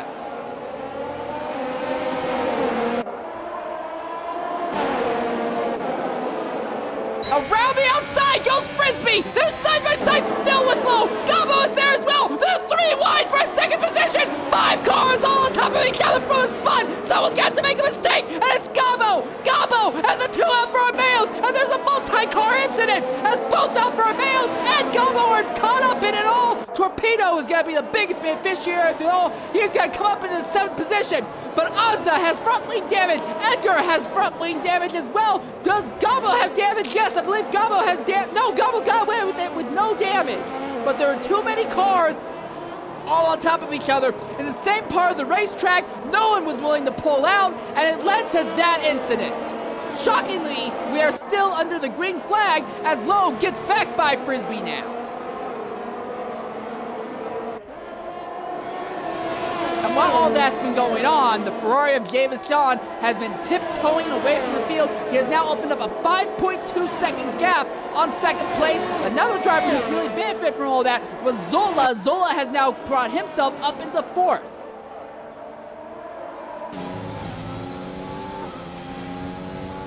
Azda in the pits now, repairing the damage to the car. It looks like the damage that Edgar has to his machine, he thinks that's enough that he can cope with it for a little bit longer. So Edgar trying to stay out on track for a bit longer, tried to make it to the next pit window. Waldo gets by Waddington now for the 9th position. But he steps off circuit in the process. So that will probably be looked at a little bit later on. But once again, the top 3 of the top 4 drivers all on top of each other, and Torpedo and Gabo are closing back in. We may see another crazy bonsai run for the 2nd position here again, because Frisbee is still there behind Lowe, and Zola has caught both of them.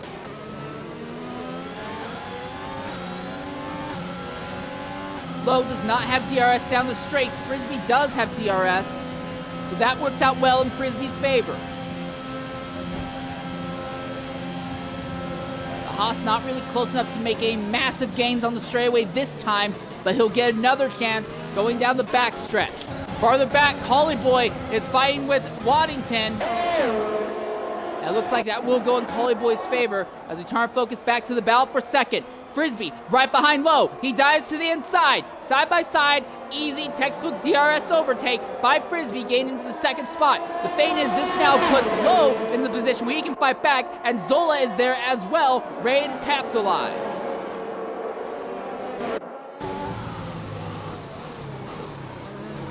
Frisbee's biggest problem is that he does not have the speed in the Haas down the straightaways to make anything work. He said that the Haas machines are very strong in Sector 2, but the rest of the circuit is kind of iffy, and that's kind of the big problem because you have the long DRS straight going from the end of Sector 3 into the start of Sector 1, then another long DRS straight throughout the end of Sector 1 as well. So it really, really makes it havoc for Frisbee to make anything work. Lowe has DRS. He's already trying to close back down on Frisbee, though.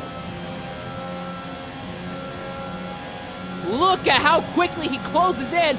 It's almost like watching two different kinds of formulas compete against each other down the straightaways. That's how massive the difference is. Frisbee opens up the gap a little bit in the corners, but Lowe is already basically cut off about a quarter of a second just on the main straight alone. He's already closing again very rapidly. He gets within a third of a second of Frisbee by the end of the second straightaway, and now this time, oh, big twitch by Frisbee! Big twitch by Frisbee, and Frisbee has to let Lowe go. So Lowe now moves up into second position as Frisbee deals with a massive twitch there in turn 4. This could be what Lowe needs to get away, because now Frisbee's gonna have to deal with Zola. He's gonna have to deal with Torpedo as well.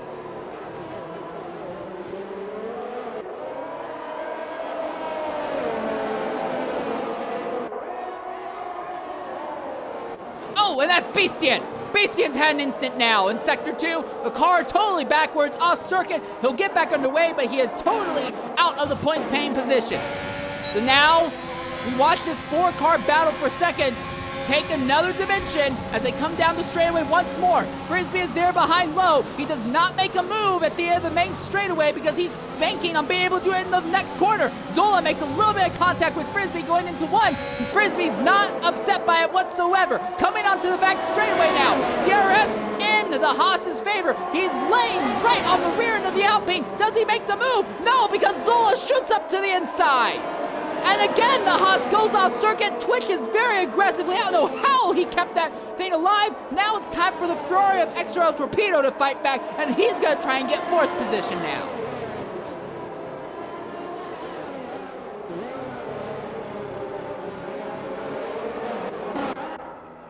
And level 6 Beastian, another spin, this time at the start of Sector 3, and this could get really difficult because that is Jabez John, your race leader, who is coming up on him right now.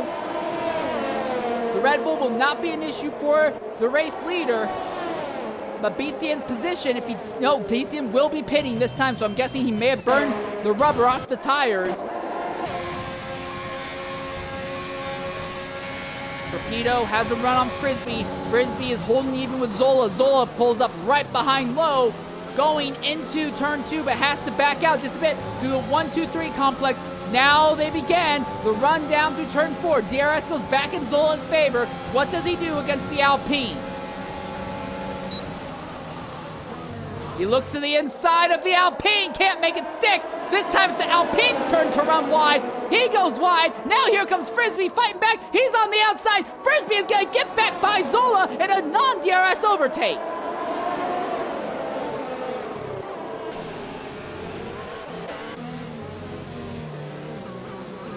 Frisbee now right there behind Lowe once again.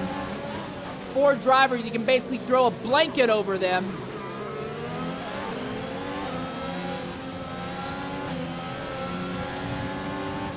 I thought Gabo would have been able to close in on this, but in all reality, Gabo has not been able to close in on this fight very much at all.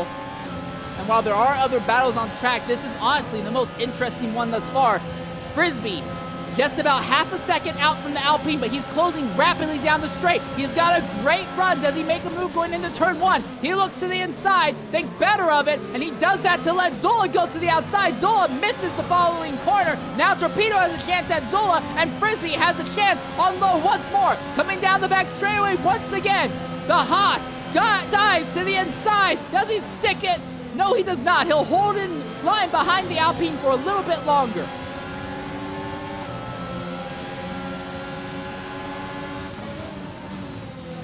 But him going to the inside encouraged Zola to take an outside line, and that led Zola to miss the proper line going through this 1-2-3 sector. That backed him off a bit, and that's let Zola now have to worry more about defending against Torpedo rather than fighting with Frisbee. So this will be Frisbee's best chance to try and get back by the Alpine if he so chooses. The counterpoint to that, though, is that being out in front, you're going to be punching a bigger hole in the air. Frisbee might want to stay behind the Alpine so that way he's saving fuel. Again, the Haas team, we now know that the main way they've been making all the time up is they've been underfueling their cars anywhere from 2 to 4 laps. Frisbee might be hanging out in second position just so he can be making extra fuel mileage in the draft of another car. Frisbee again plays defense against Zola. Zola is wise to it. He's going to stay behind Frisbee this time very intelligently, but he still ends up washing out wide, going through turn 3. He opens up the gap against Zola. Frisbee closing in on low again, but again, not close to make a move. Zola with a massive dive bomb, and both cars go off circuit, way off circuit. And that means that Frisbee is likely going to fall out of the DRS range of Lowe, so Lowe's going to be very happy about that. Zola, I don't know what he was thinking, trying to send it on a move that had a 0 success chance of working. But now Zola, he is far enough ahead of Torpedo that he does not have to worry about losing that position. That actually might have worked out even better in Zola's favor because neither of those cars took damage and he's even closer to Frisbee than before. Frisbee has a very strong car in Sector 2. He uses that to close back within a third of a second of XRL Low though, so he will still have DRS going down the straight. Zola actually has lost time on Frisbee in Sector 2 just a bit. So it looked like it would have worked against nearly anyone else. The Haas have been so strong in Sector 2 that's not mattered. Frisbee has a great run on the Alpine this time. Does he consider going by, knowing that the McLaren behind is willing to throw caution in the wind for just a single beneficial position? Torpedo's kind of falling off the back of the McLaren just a little bit. Frisbee right there behind Lowe, not willing to make a move this time. Zola does not make one either. So the battle calms down just a little bit. Something else to take note of, though, is that there is another battle going on. Ryan Hurricane trying to close in on Mr. Worsen going down the straight, but both these two cars have DRS. Also, Waddington is on the same set of tires he started the race on, as is almost everyone ahead of him, but Waddington has the advantage that his tires are mediums while everyone ahead is on soft tire compounds, so that could change very interestingly as this event goes on. Also of note, Ozda has on those new soft tires and new front wing, he has recovered up to 13th position ahead of points leader XRL Mr. Anderson. And we turn our focus back to the fight for second once more. Right on board Torpedo, you can see Zola right in the draft of Frisbee. Does he consider making a move? Frisbee goes to the inside to try and force Zola outside. Zola is wise to it, but Zola was not really close enough to do anything irregardless. Thing is now Zola had a very good run through turns 1, 2, and 3, so he's nice and close to Frisbee this time. Frisbee is not able to make him, I don't know if he's not able to make a move on Lowe, if he's not trying to, but he's causing havoc for Zola right now. Zola is plainly faster in sectors 1 and 3, but not do anything to match him in sector 2, and because of that, it's just keeping Zola from getting by on the DRS straights. Now, Frisbee is actively being held up by Lowe in sector 2. Zola, so angry, is actually making wing to rear wheel contact. And Zola is actually having trouble because Zola is being held up by Frisbee, and Frisbee is being held up even more by Lowe. Lowe is extremely weak in Sector 2. Frisbee is so much better in Sector 2, but there's not really a proper overtaking spot there. Lowe did not have a good run coming this time. Here we go, side by side for position. This could get really interesting. Frisbee is ahead of Lowe this time. Weaving all over the track. Now Zola looking to the outside. Zola cannot get by the Alpine. He is so angry. He basically slams into one of the rear tires. Torpedo's just holding steady there, not too worried about it. But this worked out perfectly for Frisbee because now Frisbee has the position at a decent gap over Lowe, and now Zola has to deal with Lowe, a car that in many ways is closer to his own than Frisbee's is. And all this fighting has let James John open up a nearly 12-second gap on second position. This will also help Frisbee when it comes to tire conservation as well, but the big question is still, what can Frisbee do when it comes to fuel conservation?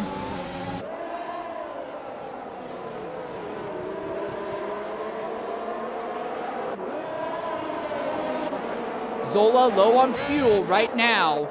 where Zola has been burning the fuel really hard, it seems, so he's going to have to back off at some point. I'm guessing he was running a very, very rich mixture for as long as he could, trying to get by Frisbee. It's not worked out. Now he's held up behind Low.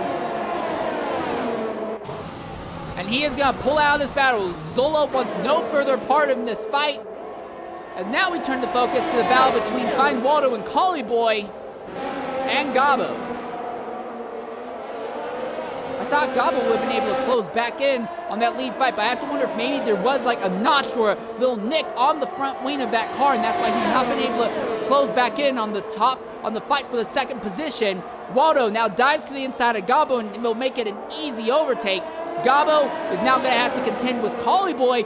Collie Boy comes around the outside. It looks like they pass him. Oh, and a big accident! And Collie Boy cuts right across the front wing of Gabo, hard into the inside wall. But lucky for him, he did not hit with the suspension pieces. Collie Boy will be able to continue, but the front wing has been completely ripped off that car. Frustration.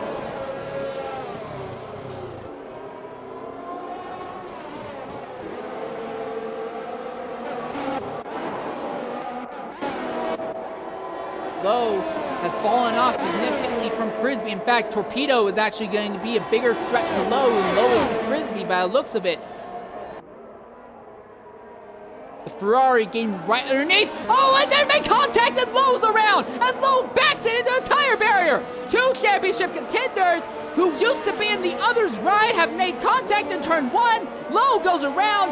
No damage to the car by the looks of it, but this will drop him to the 6th position.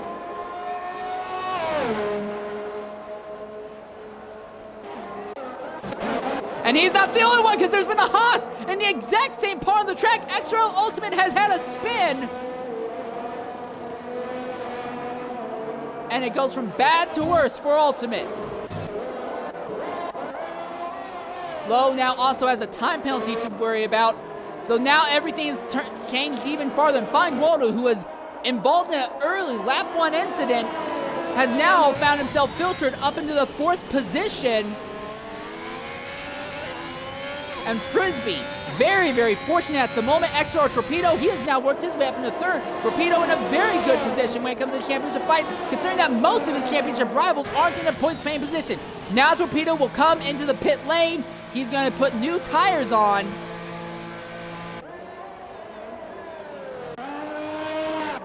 So Frisbee now going to be circling the circuit all by himself for a while. Azda now in the points-paying position, and he's closed in behind Zola. He's overtaken Zola before. Zola has fresh tires, but it's harder rubber. So this battle could honestly go either way. Azda trying to recover from an early incident, and there's going to be a Ferrari. That's Torpedo, who's coming out on track as well. Torpedo's going to be right behind both of them, but Torpedo's going to have fresh medium tires as well. So all these cars right on top of each other, and they've all just caught Ryan Hurricane. In fact, Zola caught Ryan Hurricane at a bad part. It compromised his arrow going into turn 4. Now Azda has a run on Zola on the outside going into 5. A little bit of contact. Another bout of contact. Zola pushes Azda off circuit just a little bit. Can't hold the inside line. Now Azda has the inside line in the subsequent corner, and Azda goes up in the 6th. Torpedo now behind Zola once more.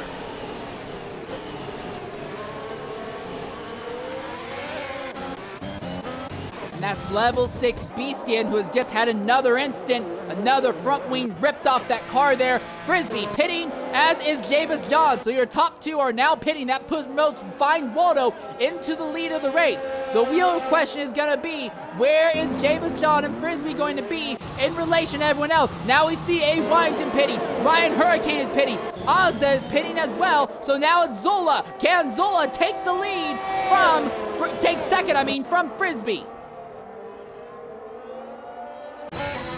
It looks like not. It looks like Frisbee spending enough time out there not having to worry about anyone else is giving him a significant advantage over Zola, about 7 seconds in fact. So the overcut has worked well for Frisbee. He now has 7 seconds over Zola, and Torpedo is right there. Also, Frisbee has soft tires. Zola has mediums as well.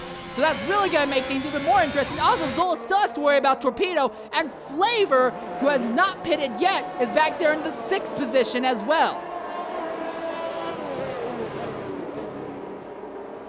Flavor has made a good reputation for himself going long distances on tires.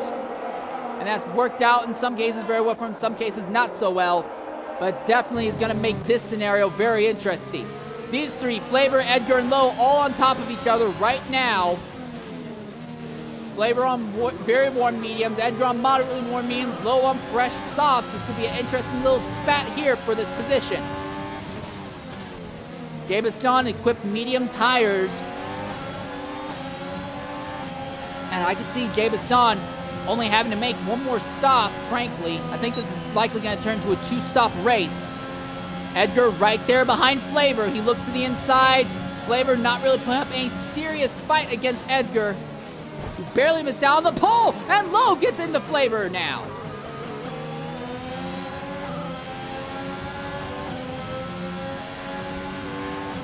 Now down the next straightaway, Low should be an easy overtake on Flavor on the inside. He's got the inside line. He'll deny it to Flavor, and he will take the position. So he moves up into 7th now. Waddington gets by Gabo as Gabo is trying to fight back on the inside. He has that inside lane of choice, but he's not far enough ahead to have it for a next corner. So it's going to go back into Waddington's favor for a position. But Gabo sends it in just hard enough to hold it ahead of Waddington. And Ozda is there as well. Ozda wants to get back into the points-paying positions.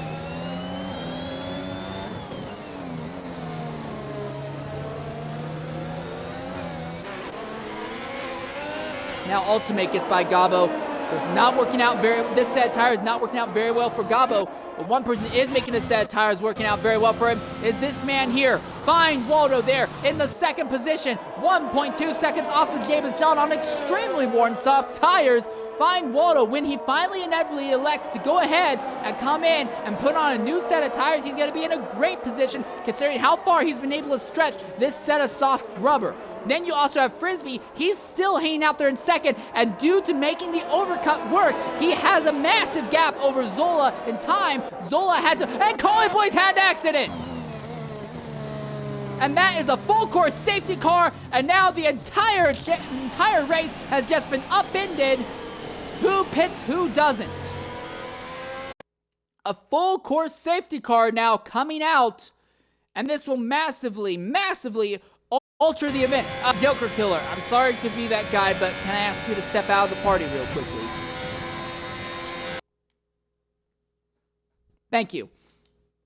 We're going to try and get Collie Boy into the party here. Hear what happened that took him out of the race there. But the 2nd full course yellow of the event, one person who benefits from it will be Frisbee. He's going to be able to get some extra fuel mileage out of this. Jabez John stayed out on circuit though. Fine Waldo, he's basically is in the best position. He basically gets nearly a free pit stop out of that. All right, now coming into the party is Collie Boy. Collie, go ahead, include your audio. Big accent there on the front straightaway. What happened that took you out of the race? Went round the last corner, towards the start finish line, clipped outside curb and spun into the wall. Region. Alright, rough situation there. It's a shame because it looked like your points might have been in play for you. Yeah. So now I just have to ask, do you think you can recover next week? Fingers crossed. I've been getting a bit of practice in past week. So hopefully have a better race next week. Brazil's never been one of my strong tracks anyway, to be fair. Alright, well you make a good point. So now I do have, excuse me, 1 second. Excuse me. I do have one other question to ask. You do not have a Mercedes teammate today, but it is anticipated that one of the main XRL broadcasters, Kinsley Retro, will be coming in next week and will be sharing the Mercedes seats with you. Do you think that there'll be anything that you two together might be able to figure out to make that Mercedes car work? I hope so. I've missed having a teammate this week, to be fair. I prefer it when you've got a teammate. It helps you in qualifying as well if you can arrange to get a tow. So we'll see what happens. Alright, well hopefully you can get things to turn around for you in your favor going forward. Fingers crossed. Alright, well that's the word from Collie Boy. Second DNF of the day, second full course yellow of the day. We actually have gone a long period of this race under green flag, and the biggest beneficiary of it all is this man right here, Find Waldo. Basically was able to maximize that set of soft tires, and when he pitted, it was under the full course safety car, so he did not lose a whole lot of time in the process. The one thing that did make me a little bit interested though, Frisbee elected to get off a set of relatively unused soft tires to put on a set of fresh mediums. Now everyone ahead of him is going to have slightly more wear on them, or in Waldo's case, they're on fresh, faster tires now, but those tires will fall off shortly. But it's still a very interesting case for Frisbee. One other driver who benefits is that Zola now is going to get right up behind Jabus John. He has medium tires that are only a few laps more worn than Jabus's, and Torpedo in third. This could be great for the Ferrari in the Manufacturers' Championship right now. So, needless to say, this has really, really changed the way and the pace that this race was looking to go. Also, one other driver who's benefited from this, Level 6 BCM will be able to get one of his 2 laps back that he's gone down, so he will be able to circle back around to the back of the grid by the looks of it. And another safety car might get him back onto the lead lap of the event.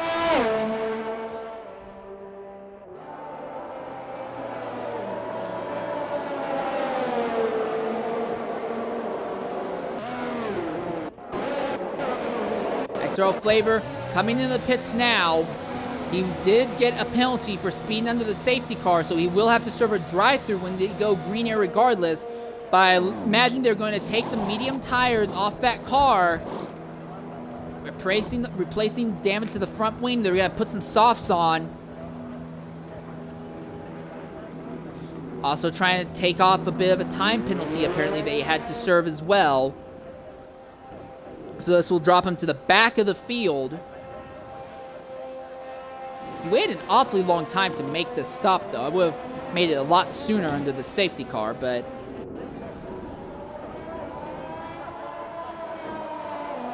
And that's his teammate, Level 6 Beastien. He's right behind him, but again, Beastien a lap down, while Flavor is still on the lead lap. And if Flavor is fast enough, he will be able to catch the back of the grid as they come to the green flag here.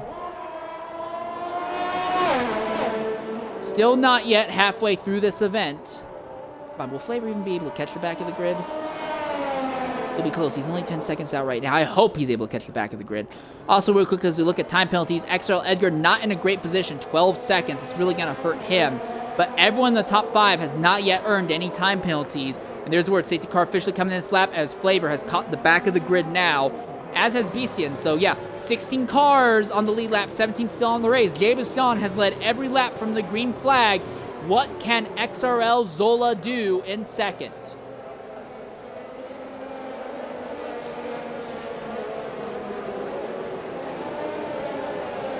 Find Waldo also going to be in a great position on fresh soft tires. John really bunching up the field. Now he shoots out like a cannon just past the chicane. We're green flag already, and he cut the rest of the field sleeping, and Edgar's had an incident. Coming nearly to a dead stop on the racetrack. He's not the only one. Lowe's had an incident as well, so that did not work out well for them. Ultimate behind Ryan Hurricane. Now Hurricane has the inside on Ultimate. Farther up, Frisbee, Waldo making fight for 4th spot. Frisbee has the outside, now he'll have the inside in the following corner. And that works out well. Here comes Ozza, now he wants to spawn Waldo, he'll steal it. Ozza also trying to get by Frisbee, but gets held up just a bit. That leaves him back up to attack, and now Gabo gets caught in the bad position from that all. That leaves Waddington to maybe have a run at him. Ozza still on the inside of Waldo. Waldo has the soft tire, so that battle should go in Waldo's favor. Now Waddington gets by Hurricane. No, I'm sorry, that's Ultimate. Ultimate's just gotten by Waddington. I'm sorry about that. And John with a perfect restart, already 1.2 seconds ahead of Zola.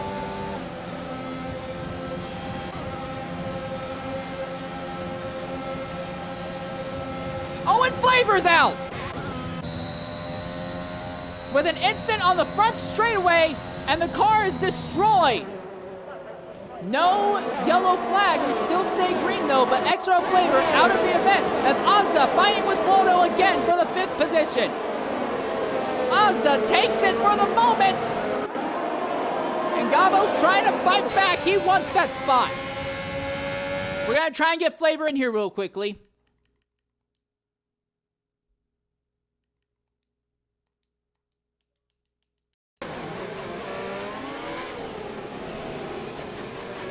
You can see Ultimate trying to work on the outside of Gabo. Gabo has great initial acceleration, but doesn't seem to be very strong around the rest of the circuit, it would seem.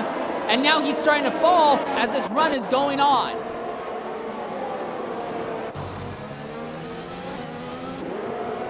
Ozda now has a chance to maybe close in on Frisbee a bit. No DRS, so this will work very well in Ozda's favor. DRS has been enabled, so Ozda will be able to likely power past the Haas, going down the second straightaway very shortly here. Oh, actually, Frisbee's just close enough to Torpedo. He will be able to utilize DRS as a defensive move against Ozda. But Ozda's still nice and quick down the straightaway. He looks to the inside. A bit of a block by Frisbee, and Ozda's up behind. All right, coming to the party now is XRL Flavor. Flavor, go ahead and include your audio. What happened there took you out of the race? Just a bit of stupidity really. I'd already been concentrating, already gone, got a bit of a family emergency. So I'd been concentrating, gone a little bit. And then I got a drive through for no reason. It seems to be on green all the time. Yeah, and I just took my eyes off for a second as I went around that bend. Basically looking to go through a drive through, and I just lost it. That was it. Not a lot I can say, to be honest. Not a lot I can say. I do have to ask, serving a qualifying ban, did that hurt you in any way for this race, or is that kind of a non-issue today for you? No, I think it hurt me, personally. I think it hurt me because I think I could have gained some experience on track by going through the qualifying, which I probably missed out on. But yeah, just I think I could have done well if I'd have carried on going. But yeah, a few sort of things went against me, and I just lost concentration in the end. It's all my fault. My doing. Just plenty to ponder for the next race. It's a shame to see you out like this. You've had a very good run at being able to finish races in XRL. So I just have to ask, do you think you can rebound next week? Yeah, definitely come back stronger. Yeah, definitely. I'm going to get some practice in this week. Not really raced a lot since before Christmas, so I think that's hurt me a lot. I had a chance to come on yesterday and do a bit of practice, didn't. Probably regretting that now, if I'm honest. All right. Well, thanks for jumping in and talking with us. Shame to see you out so early in the event. Thank you very much. Cheers. Good luck to everyone else left in the race. Thank you. All right, as we turn our focus back onto the track, interesting things developing here. Torpedo is closing in on Zola, and while Frisbee is still within DRS range, Frisbee is not fast enough on the straights to really make a fight out of it. Zola's car is dragging on the straights real badly there, and Torpedo's gonna blister by. Now Ozda's gonna try and blister by Frisbee. He can't make it stick, and because Torpedo and Zola are fighting, Frisbee might have a chance to get back into third. But he'll have to play it smart because Ozda is right behind and Ozda has a head of steam. Does Frisbee fight back? Frisbee does not. He lets Ozda have the inside line. How deeply does Frisbee send it into turn 4? Not very deep. In fact, he's actually going to get a penalty. He lets Ozda run him a little bit wide on the circuit, but he still has the inside line. He falls in line behind the AlphaTauri. He just cannot match the AlphaTauri at all throughout that Sector 1. But now Torpedo is gotten by Zola, and I have to wonder if Zola might be having a little bit of issue. He has the oldest tires and slowest tires out of everyone right now in the top, well, basically on the entire track, realistically. And I have to wonder if that might be hurting Zola because he is falling off significantly from Torpedo. Already the gap is 0.8 seconds between himself and the Ferrari, and now Ozda is there in fourth, ready to fight back and try to take third from him.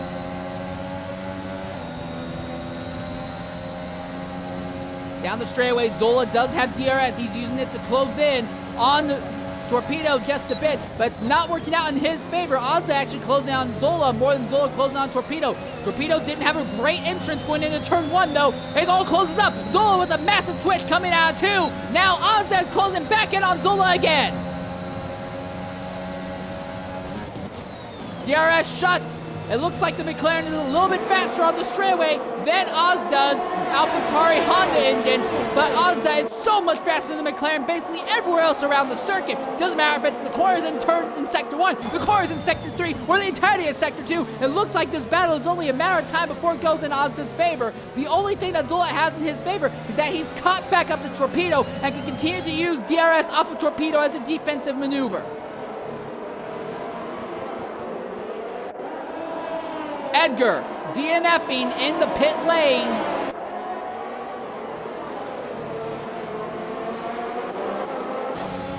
Waldo also here, he's behind Frisbee, who's behind Ozzy, who's behind Zola, who's behind Torpedo. Throws 6 to second, all on top of each other in a big DRS train right now. Zola not close enough to Torpedo to really do anything, or is he? He's gonna send it on the following straightaway here. Gabo gets by Ultimate back there in the 7th position. Oh no, and the DNF car of Edgar is coming onto the circuit right in front of this group. He's gonna have to get out of the way. It looks like Edgar's gonna be out of the way just enough that won't cause too much of an issue, or does it? No, it does, because Gabo and Ultimate both have to swerve to avoid Edgar's machine.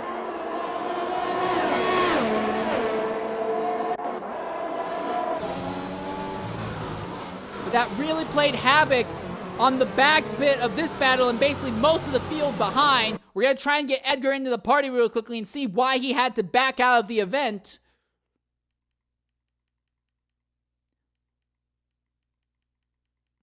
I can't invite him, so I can't do that, I guess. Ozza now gets around Frisbee. Frisbee made a move in Sector 2, but Ozza's going to be defending. He's strong enough, just strong enough that he's able to basically match the Haas pace for pace in the sector that the Haas is good in Sector 2, but he did not get a good run to the straightaway. Here comes the Haas on the inside of the AlphaTauri. The AlphaTauri, though, is a little bit stronger on the straightaways than the Haas. They all have DRS, can't do anything. The Haas looks to the inside, still can't make it stick. This actually lets Ozda close in just a bit on Zola, going through turns 1, 2, and 3. Zola has opened up a bit of a gap on Ozda and is trying to close in on Torpedo. Still not able to do anything, though. Farther back, look at this battle, though. Fiend behind Ultimate, Ultimate behind Gabo. Gabo on worn medium tires, but the two guys he's finding are on worn softs, and as this battle goes longer and longer, the fight goes more and more in Gabo's favor.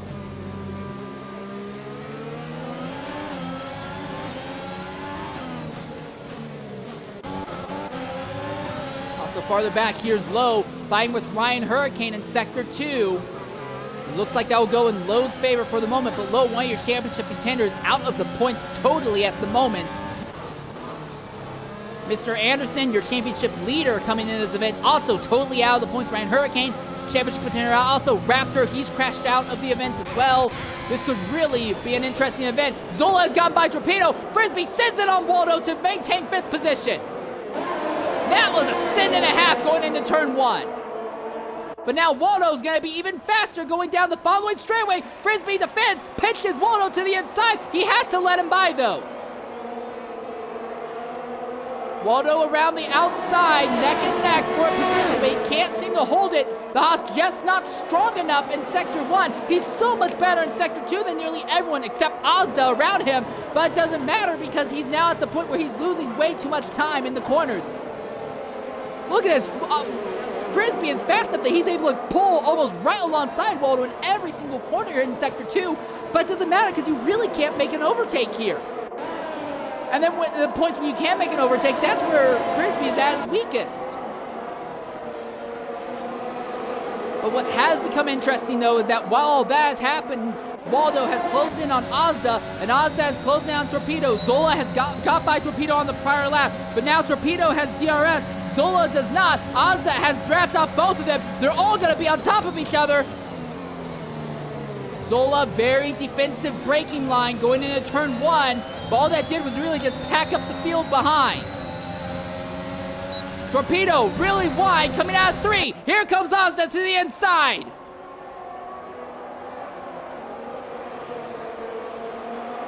Ozda takes it. And now that leaves Waldo with a chance of maybe getting around Torpedo. Can't get it done before Sector 2. And then we see Frisbee starting to close back in on this all.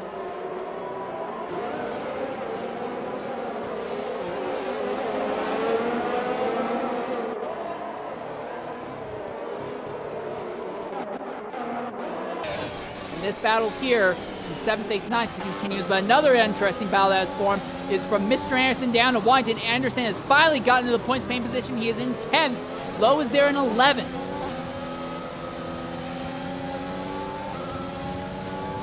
Hurricane 12th. So 3 strong championship contenders fighting just to get a single point right now. This goes to show you how ridiculous this race has been. Here's Ozda. He's behind Zola, though, for 2nd spot.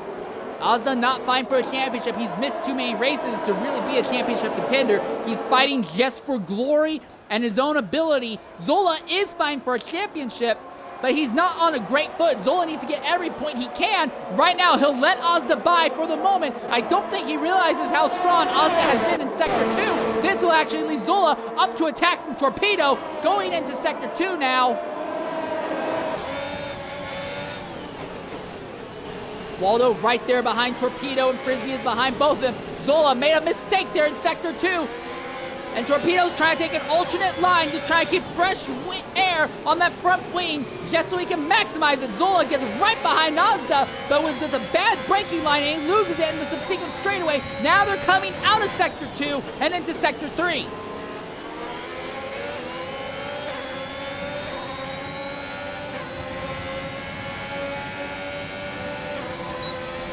Zola using the draft and DRS to close in on Ozda down the straightaways. Torpedo is not fast enough in the straight to really make a move here. Oh, Waldo on the outside with a massive dive back completely makes him miss-shoot the corner. That brings Frisbee back into play.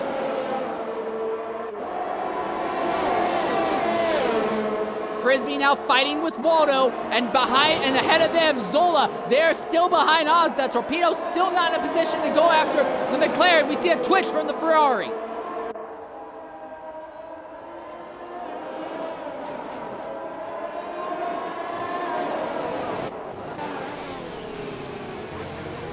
Torpedo makes a mistake now in Sector 2. Waldo makes a dive, but ends up leaving him open to attacking Frisbee. Frisbee pulls alongside Waldo, but comes out of a corner in the wrong lane. Now he goes around the outside of the Alfa, not the Alfa, I'm sorry, the Aston Martin. Can't make it stick here regardless. Frisbee is one of only 2 drivers, Ozzy being the other one, who I can see actively making moves in Sector 2. Thing is, Frisbee only has Sector 2 working in his favor. Ozzy is strong basically across the entire circuit. This time, Waldo is closed in rapidly on Torpedo. Torpedo is there behind Zola. He's to the inside of Zola. Going into turn 1. The Ferrari is ahead of the McLaren, and this gives Waldo a chance now to maybe get Zola. There's contact between the McLaren and the Ferrari. Here comes Waldo to the inside. He's faster than the McLaren. He's faster than the Ferrari down the straightaway. And now we see the Aston Martin go into 3rd position, and Torpedo falls all the way to 5th. Frisbee is going to get by the Ferrari now. Frisbee gets up into 5th now.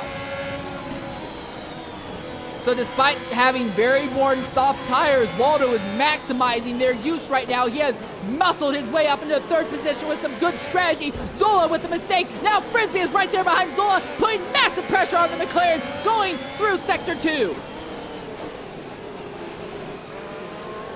Zola wide. He's into the dirt. He twitches. Frisbee gets by in Sector 2 now. Zola fighting back on the outside, but in the braking zone will go in Frisbee's favor. Problem is now both of them are out of DRS range. Zola, another bad twitch, not working in his favor. He's got to lose a bunch of time to Frisbee. This will give Torpedo a good chance to possibly make it by the McLaren going down the straightaway. The McLaren using DRS off of Frisbee to close back in. Look at how fast he closes back in on the Haas. He dives to the inside. Kevin Sick, Fiend out of nowhere. He shows up into the fray now.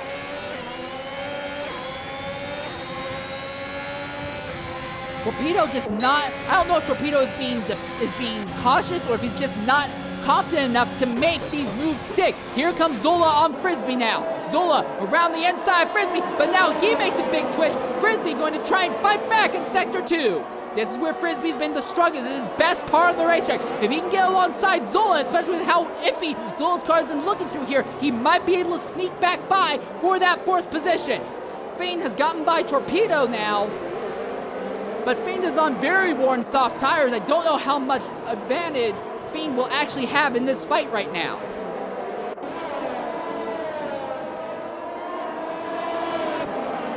And while this has happened, Gabo has also closed in on this battle, as has XRL Ultimate in 9th. So it has now become a battle from 5th to 9th, as they're basically going to be in a giant DRS train. Right now, it's in Frisbee's favor. Oh, Torpedo, big step out there in the final corner. Frisbee has DRS on the McLaren. Is he fast enough on the straights to do anything? He's not going to do anything on the main straightaway. He might wait to go for the second one. Zola trying to be defensive on braking, but even if he holds off Frisbee, Fiend's going to be faster than both of them. Frisbee has DRS on the McLaren, but not fast enough on the straight to make any moves going into the braking zone. Fiend was not close enough to make any moves either. Torpedo is falling off. I think Torpedo is losing touch with his car at this point in the event.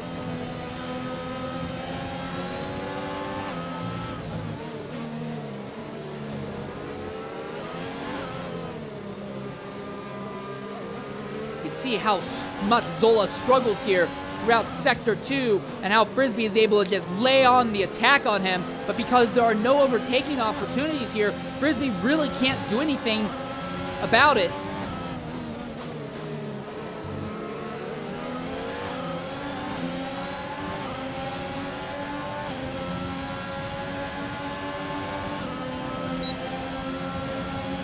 Now DRS is enabled, but Frisbee not fast enough on the straights to really make anything of it. So Fiend easy overtake on Frisbee. Or not. Frisbee is good enough on defense going into turn 1 to make it stick, and Frisbee is still within DRS of Zola. Fiend is within DRS of both of them. 3 wide. Frisbee runs Fiend into the dirt.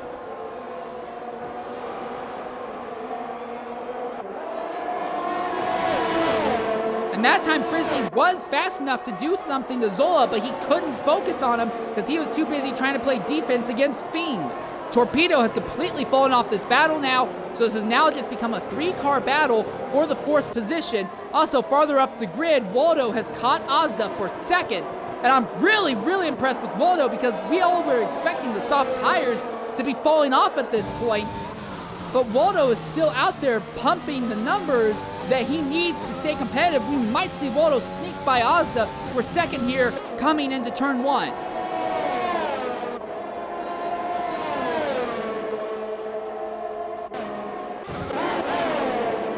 Farther back, Fiend behind Frisbee. Frisbee, oh, there's contact! And Fiend has to back out of it. He made contact with Frisbee and immediately backs out of it. Was not able to make it stick. Low, pitting out of 11th. Stay continues to be very difficult for him. The contact, yes, upset Frisbee's braking line enough that Frisbee is not able to do anything to Zola. Zola is on tires that are 6 lap more worn than Frisbee's. But unlike the first stint of the race, Frisbee has spent almost this entire tire stint in the aerodynamic wake of someone else that's going to burn his front tires more and more.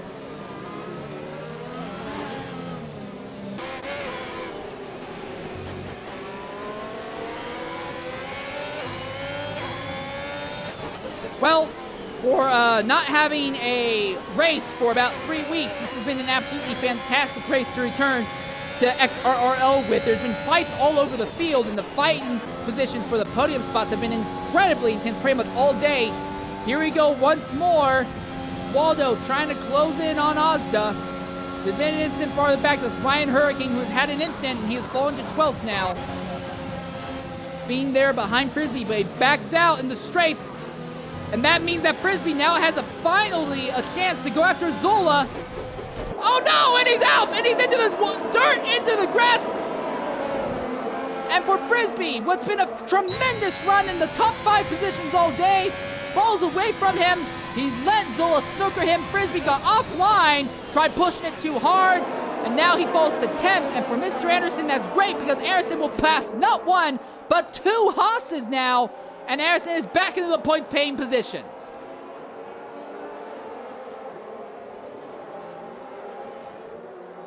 Or maybe not, because Ultimate's fighting back against Anderson, but not able to make it stick. It looks like Ultimate's not been as comfortable with the car as Frisbee is. But how has this changed the complexion for the battle for fourth? Well, Fiend has now caught Zola for the fourth spot, and Torpedo is back within DRS range.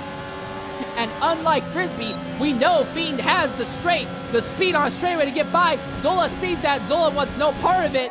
He goes right into the pits. So now Fiend with 23 lap soft tires is up in the fourth position.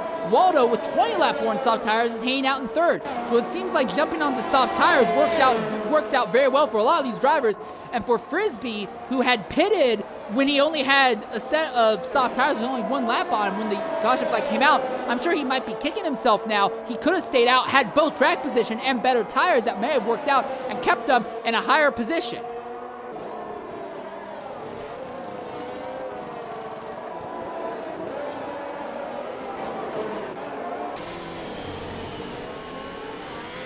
Gabo still hanging out behind Torpedo, but both of these cars have tires that are 24 laps old. They do not feel very good right now. One driver who will be feeling pretty good is Zola. He has pitted, he has soft tires on, and he has nothing but fresh air ahead of him. So he'll be able to just crank out some great laps over the next few circuits here. Can Gabo do anything to Torpedo, and can Waldo do anything to Azda? Waldo is nice and quick on a straight line. Was that as Beastie? And yeah, it's Beastie who's had another incident there in sector 2. It's not been a good run. And there we are, a bunch of drivers. Fiend, Torpedo, Gabo, Frisbee. A bunch of drivers all making a pit stop all at the same time pretty much. 4 different drivers pitting at once. Ultimate's one of them as well. So this really has changed the complexion of the midfield battle. But Waldo's still out there, 21 lap worn soft tires, and he's still putting pressure on Azda right now. Now everyone who pitted, they elected to throw on soft tires. They think that there will be 24 laps to the end on the softs. They can make it 24 laps on the soft tires. We know that can be done. Now, soft tires won't be feeling great, but you can definitely make it work. For the drivers on the medium tires, though, the overcut has worked, and the overcut has been, at least from what we can tell, a better strategy for most of the day.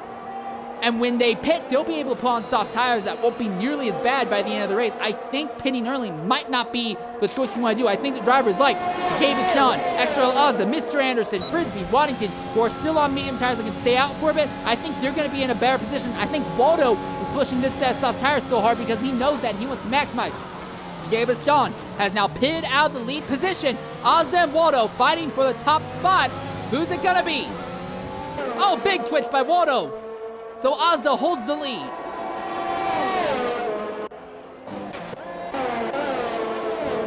This will be interesting because Zola is there behind Fiend. There are going to be cars coming out of pit lane as we speak, just behind this group. The overcut worked earlier. Will it still work now? Despite having tires that should be dead, Waldo has been mashing Azda pretty much tick for tack around the entire circuit for the last several laps. I'm honestly very impressed by it. Javis John, though, had enough of a lead over Fiend and Zola that he's going to maintain it. And Javis John should re-inherit the race lead once the top 3 drivers inevitably pit. Waddington is right ahead of Javis John for the moment on very worn medium tires.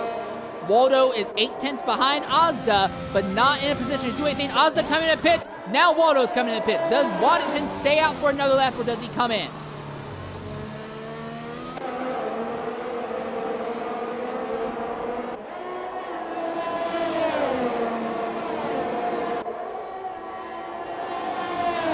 And the Williams of Waddington comes into the pit lane.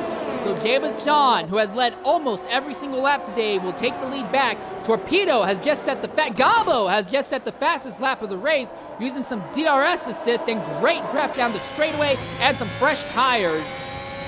But Gabo is not in position to fight with Torpedo right now. Torpedo's still trying to fight Zola. Find Waldo merging onto the circuit ahead of him. He's going to be right there on the inside of Fiend. So Fiend is now going to be in position. He has to fight with Zola. The fight in the upper midfield is still very much alive. Waldo is going to hold on over Fiend for a bit.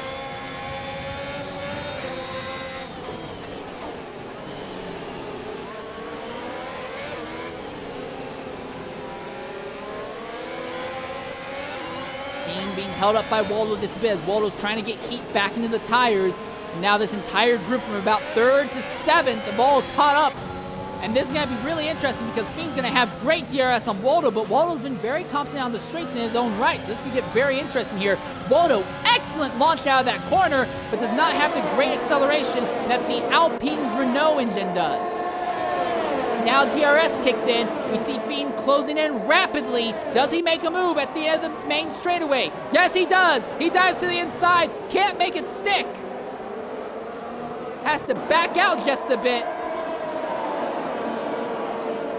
They'll have another run on the back straightaway now. Not close enough to do anything. Up front, Ozda has caught Javis John. For the first time today, Javis John is actually having to fight for the race lead. And if these two fight it out and hold each other up long enough, it will bring the rest of the field up to their doorstep. So Ozda needs to make this overtake and needs to make it as fast as possible. The good news for Ozda is that he's been one of the strongest drivers all day today. He's basically fought back from an accident without the benefits of a yellow to bunch the field back up. Honestly, it's been one of his best races thus far I've ever seen from him. All right, the Ferrari has a good run coming onto the front straightaway, but draft and DRS will be working in Ozda's favor. Immediately, he starts closing in on the Ferrari. He goes to the outside. It looks like it will be an easy DRS overtake. Ozda becomes your new race leader. Only the 2nd leader of the race today. Well, actually 3rd, because we did have someone else in the first round of stops lead for a brief period, but still.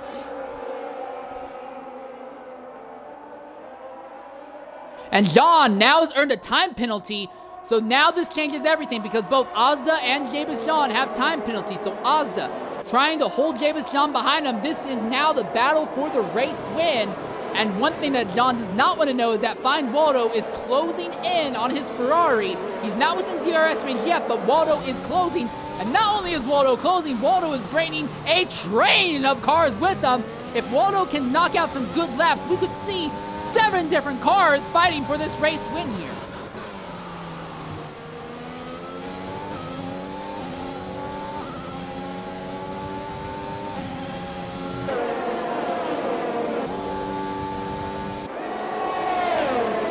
Fiend right there behind Waldo. He looks to the outside. Will use a great DRS overtake to sneak by. So Fiend now goes up into 3rd position, but while those two are fighting, it actually opened the gap a bit more between 2nd and 3rd. So that's very good news for Javis John. Now it's open to 1.8 second gap, so it's a 2-car battle for the lead and a 5-car battle for 3rd. Here comes Zola with another crazy dive bomb that has no reason to work. He tried sticking with it, could not make it work, and now Zola hits the inside wall.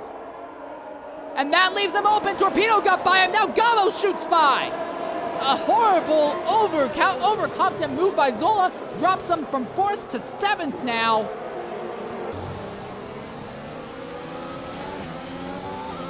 Who is that? That's level 6. Yeah, level 6 BCN off circuit again. It's just been a horrible, horrible day for Beastie.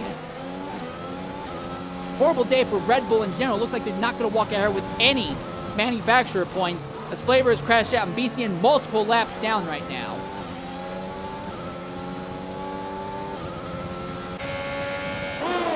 Zola totally has lost touch. So now Torpedo is the one fighting with Fine Waldo. That is fine by Fiend because that means that Fiend might be able to get away just a bit.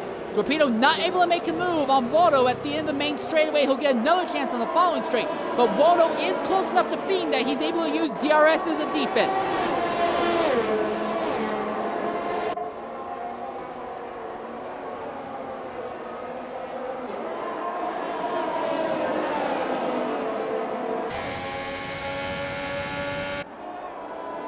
Fiend's now fallen to 2.3 seconds out from Javis John.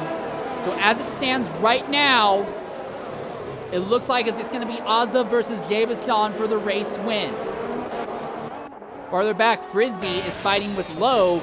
Lowe's in an interesting position because he saved his set of medium tires for the last stint of the race, and now there's a serious chance that Lowe, one of your championship favorites going into this season, might not even make any points because Frisbee has been fighting like a madman all day today. Here he is in Sector 2 trying to make the move. And he did it! Frisbee completes the overtake in Sector 2. Both Haas's are back in the points, and Lowe out of the pole position again, and Zola has made a mistake, and now Anderson gets by him. So Anderson recovering from a accident in Q1 and a horrible start to the race. He has recovered up in the 7th.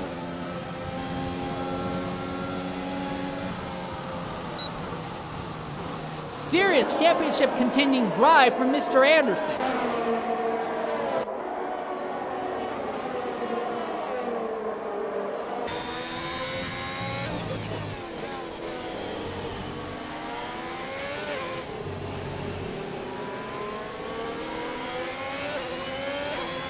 The battle from 3rd to 6th continues as Zola has totally fallen off, and Anderson is still about a second and a half off this battle for the moment.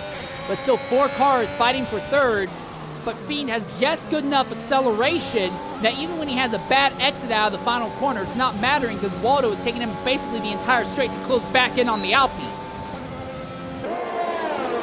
And Waldo honestly has to worry more about Torpedo on the straights than Fiend has to worry about Waldo. And Gabo is just barely hanging in on the fight. It looks like Gabo is just losing pace as the runs go on. Fiend, though, time penalty is not going to work out in his favor.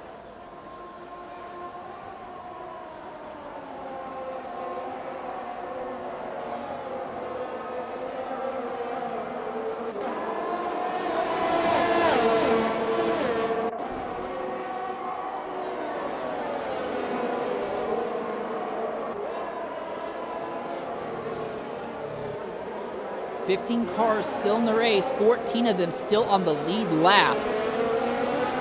And still lots of fights going on around the entire circuit, although a lot of them have calmed down a little bit as the tires are beginning to fall off.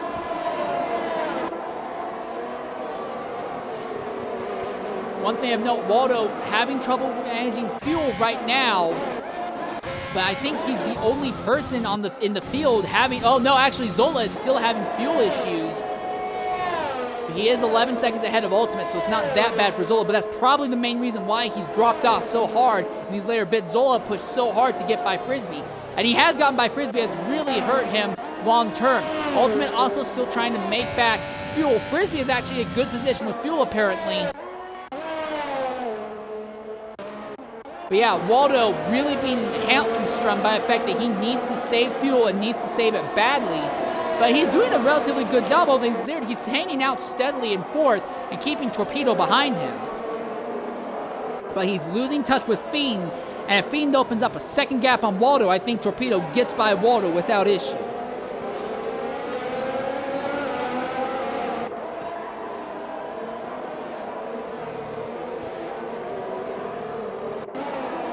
Oh, Torpedo into the dirt.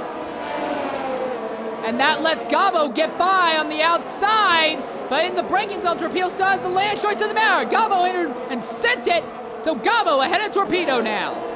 And that's great for Waldo because he can afford to back off just a little bit. He doesn't have to worry about these two fighting him for the moment. Torpedo fighting back against Gabo. The Ferrari to the outside of the Alfa Romeo. Easy DRS overtake down the straight. But while those two lost time, it brought Mr. Anderson into the play.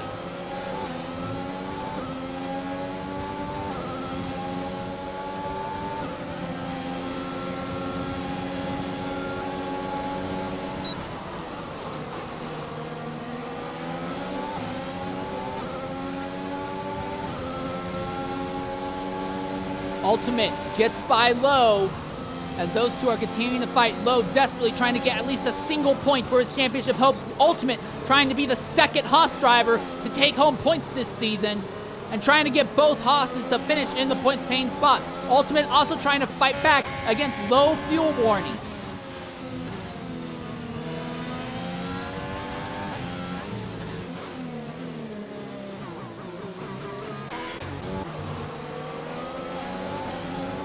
Anderson right there behind Gabo and Torpedoes. Gabo's there behind Torpedoes, gonna have DRS down the straight. They both have the same engine. They're both Ferrari branded engines. So Gabo should be faster and should be at least alongside going into the braking zone. And alongside he is, but he can't really make anything stick.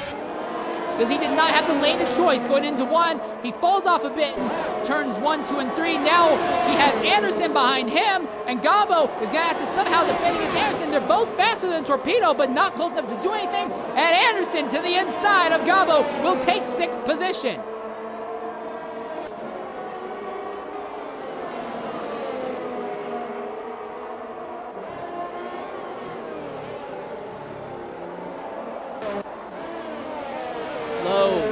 Trying desperately to get by Ultimate. He desperately wants at least a single point. Ultimate, time penalty, that will work out in Lowe's favor, but Lowe still has not gotten by Ultimate. The 12 seconds of penalties against Ultimate, while 9 for Lowe, means that as it stands right now, when it comes to penalty countback, that would work in Lowe's favor. The thing is, as this battle goes on and Lowe continues to be held up behind Ultimate, it just increases the likelihood he'll eventually get another time penalty. Ultimate, big twitch in Sector 2 there.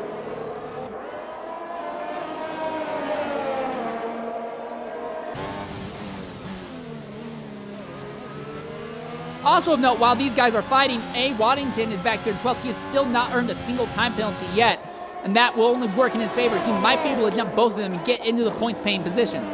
Zola into the pits, repairing damage, putting on a fresh set of soft tires, so he'll likely be going for fastest lap point. But he has now dropped back out of the points-paying positions. And fuel, I believe, is still an issue. Yes, fuel is still an issue for XRL Zola. So another championship contender struggling, but a lot of the drivers in the championship fight who were struggling earlier are now starting to recover. Now that Zola has pitted and Ultimate's had another instant, Lowe is now up into 9th, so he's now back in the points-paying position. Anderson is in the points. Torpedo's been in the points pretty much all day. Fiend is up there in 3rd. Javis John is up there in 2nd. So right now it's just the McLarens, the Zola and Raptor, who are having the biggest issues right now. Lowe, I'm sure only 2 points. I'm sure he wanted more than that, but I'm sure he'll take 2 points if that's what he can get.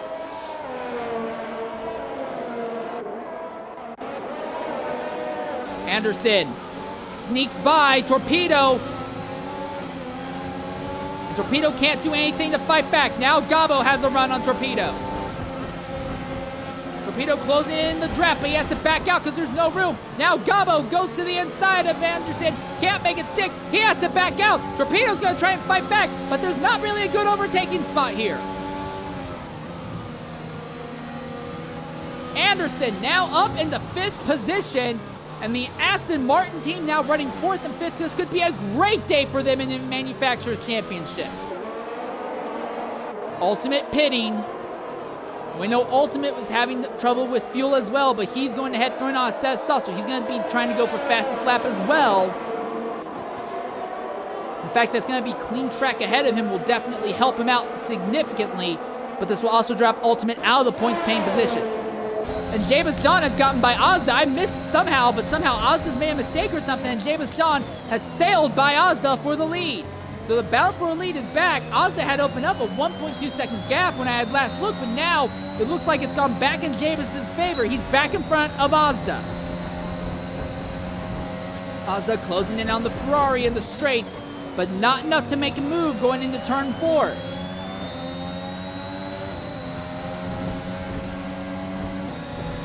But Ozda's been very strong around the entire circuit. Zola, fastest lap, 108.994, as he's done that as he overtook Ryan Hurricane for 11th. So Zola still trying to get back into the points-paying position.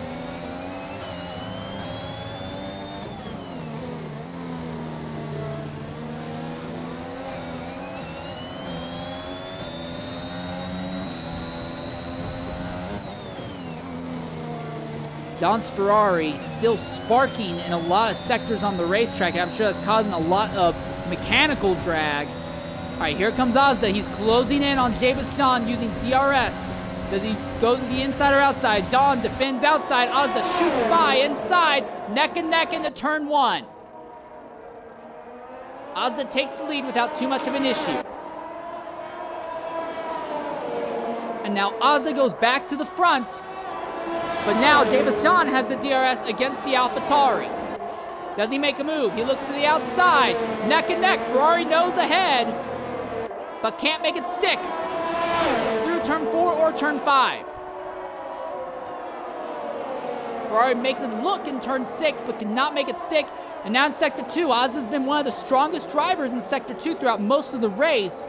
But John, for the moment, is mashing him. And while these guys have been fighting, Fiend has closed in a bit. Lowe has had an accident. He's not the only one. Ryan Hurricane has had an incident as well. And that's a virtual safety car. And that is a virtual safety car for instant between Lowe and Ryan Hurricane. And that will take Lowe out of the points-paying positions. Lowe with significant front wing damage. The entire front wing's completely gone. And for Lowe, that's horrible news for him. Sorry for having gone for the last hour. You've missed a heck of a race, Veloce. It's still a heck of a race, to say the least. I'm sure I have, yes. I mean, I have been watching it, but I had to deal with something else. Yeah, well... Oh, James John now has another time penalty, and in the time penalty lineup, that means that James John now has 6 seconds, Ozda now only has 3. So when we go back green, we're still under virtual safety car, but when we go green flag again, this will work out well in Ozda's favor. He has the track position back, and he now has less time penalties. Hang on, something doesn't add up here. He had 3 warnings. 1, 2, 3, 4, 5. Oh, he's had 5 warnings, so he's got 1 more warning.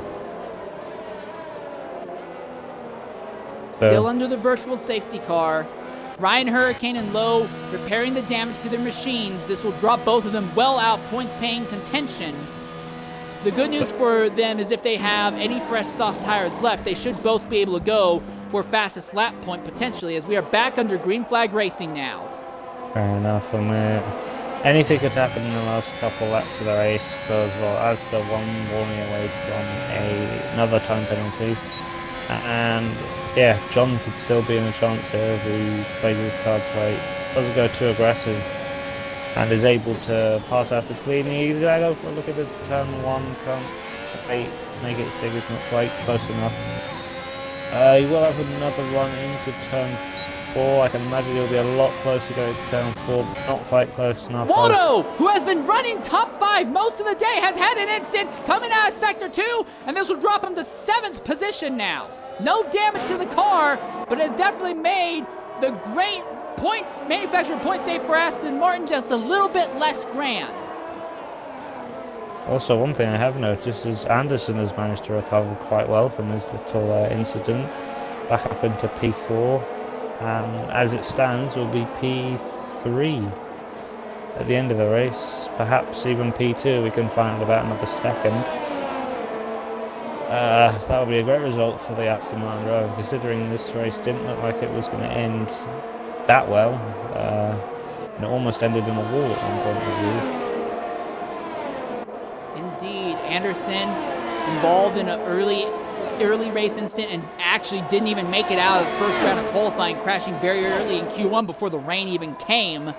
And he's recovering up in the 4th position, impressively enough, and like you said, potentially 3rd based on how penalty countback might go. All right, Javiston has another run on Ozda now. DRS is in his favor. Does he make the move to the inside going into turn 4? He does. Neck and neck. Ozda sends it though. Ozda did not leave any room for him on that apex there. Does not want to give up this position easily. It was a bit of a lunge from Givas, but he almost took his front wing off very, very, very close.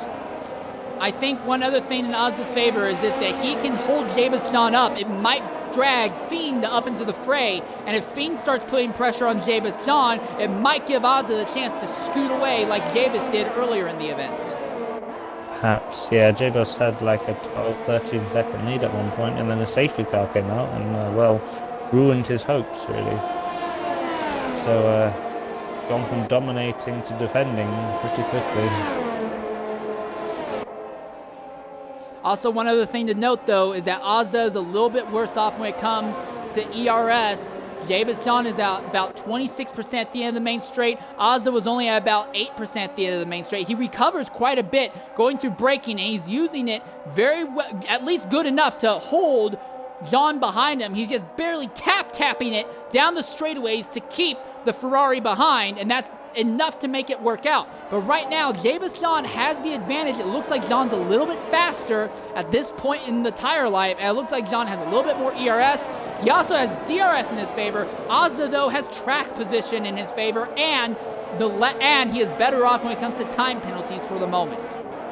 Yeah, I also think that his car is a little bit quicker in the straight line, which will be helping him in, well, obviously a straight line, so it won't help him in the corners much, is it? But in the corners, John is gaining quite a bit. In the middle sector, I think is where John is gaining the most.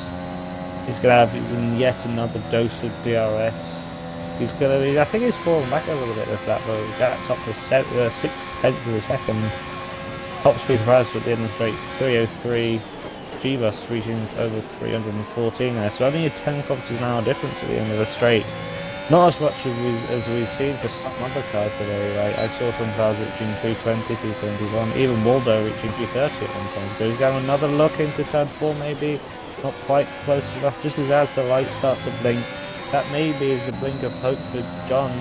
He needs to get a good run on him in the final 3 laps of the race. Is he holding back or is he giving it everything?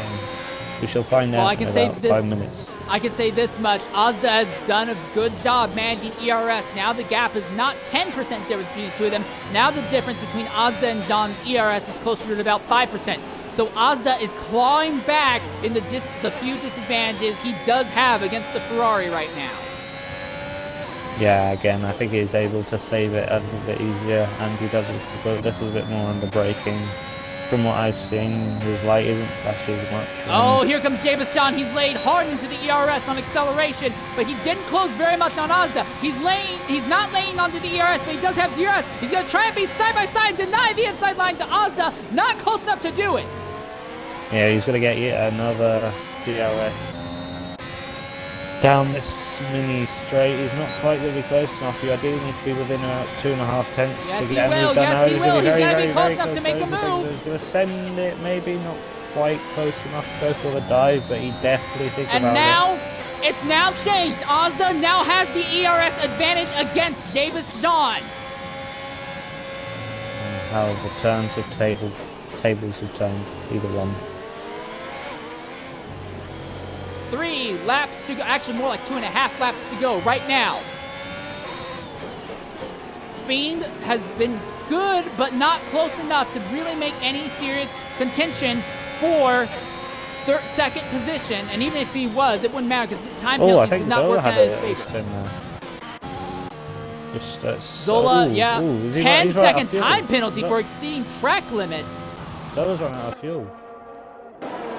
Oh dear, and Zola, who had burned up so much fuel trying to get by Frisbee earlier in the race, he's lost track position to Frisbee. He may be one of the fastest cars on the track due to having so little fuel and so fresh tires, but it's not going to matter. There's still 2.5 laps left. If he's this low on fuel, I don't think Zola's going to finish this race. And that would put both Lowe and Zola and Raptor 3 favorite championship contenders in a position where none of them would walk out here with points. The controversy after this race, the stewards are going to have one restless night. I think. Yeah, this would work out well for Waldo. Waldo will now get back up into 9th at least. And Worsen, who has been close to going a lap down at some points in this race, might end up back into the points paying position now.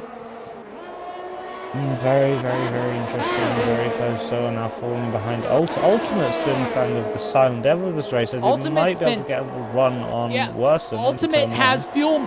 Ultimate's been struggling with his fuel mileage as well, though. So that's not necessarily going to go one way or another either.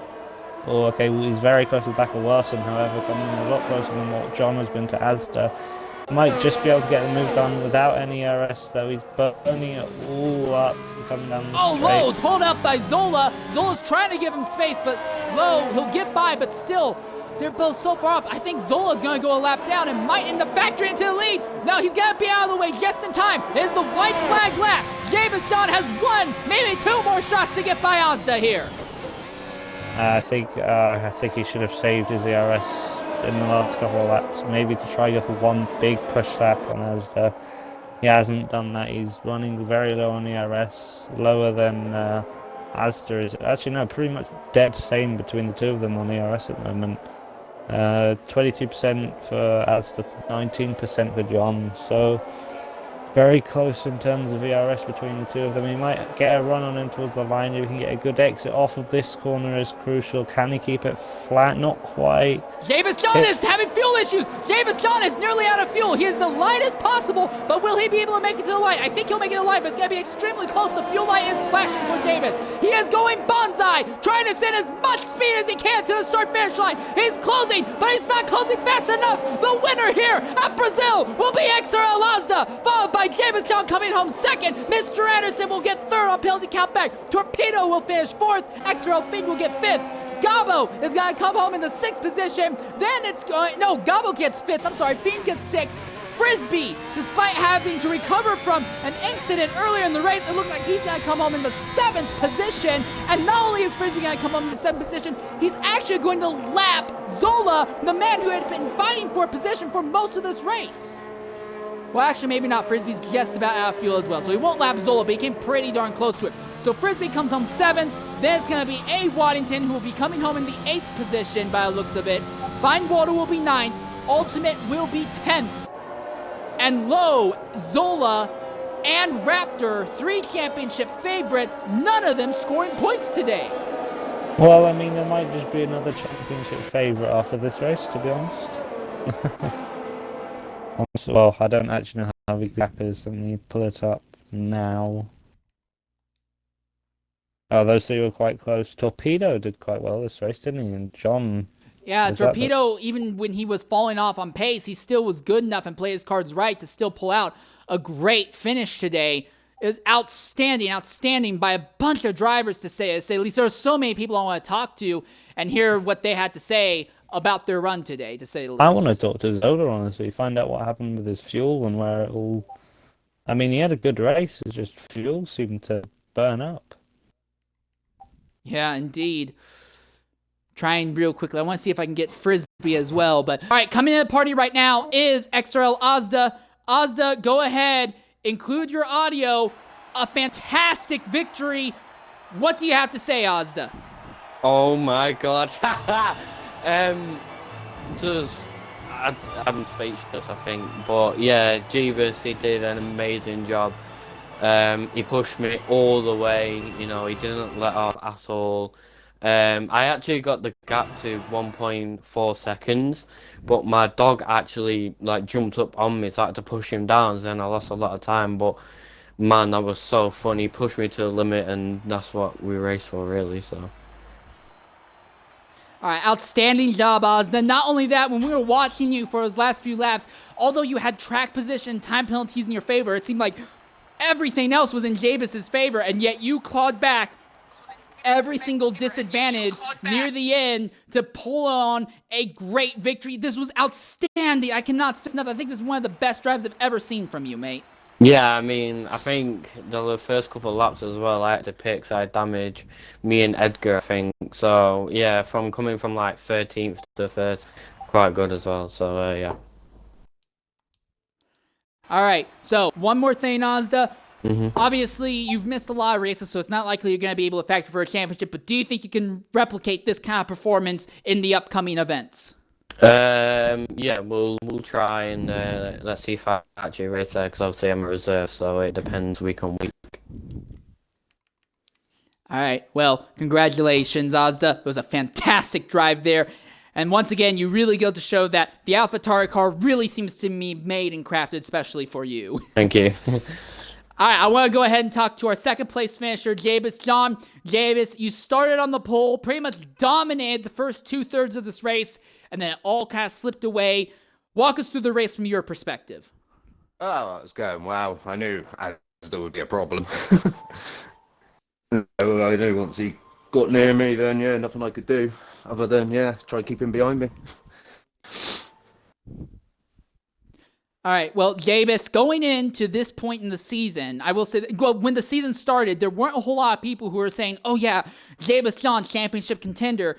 But you pretty much, while you didn't win the race, you brought home a really good performance today, and you're going to extend your run in the top 3 in the championship. Do you think now at this point you can consider yourself a championship favorite? I'd like to think so, yes. Me and the Ferrari are becoming one, so it's working. All right. Well, Jabus, obviously, there's not really a whole lot else to say. There is one other question I do have to ask, though. Do you think you can come back and maybe win next week?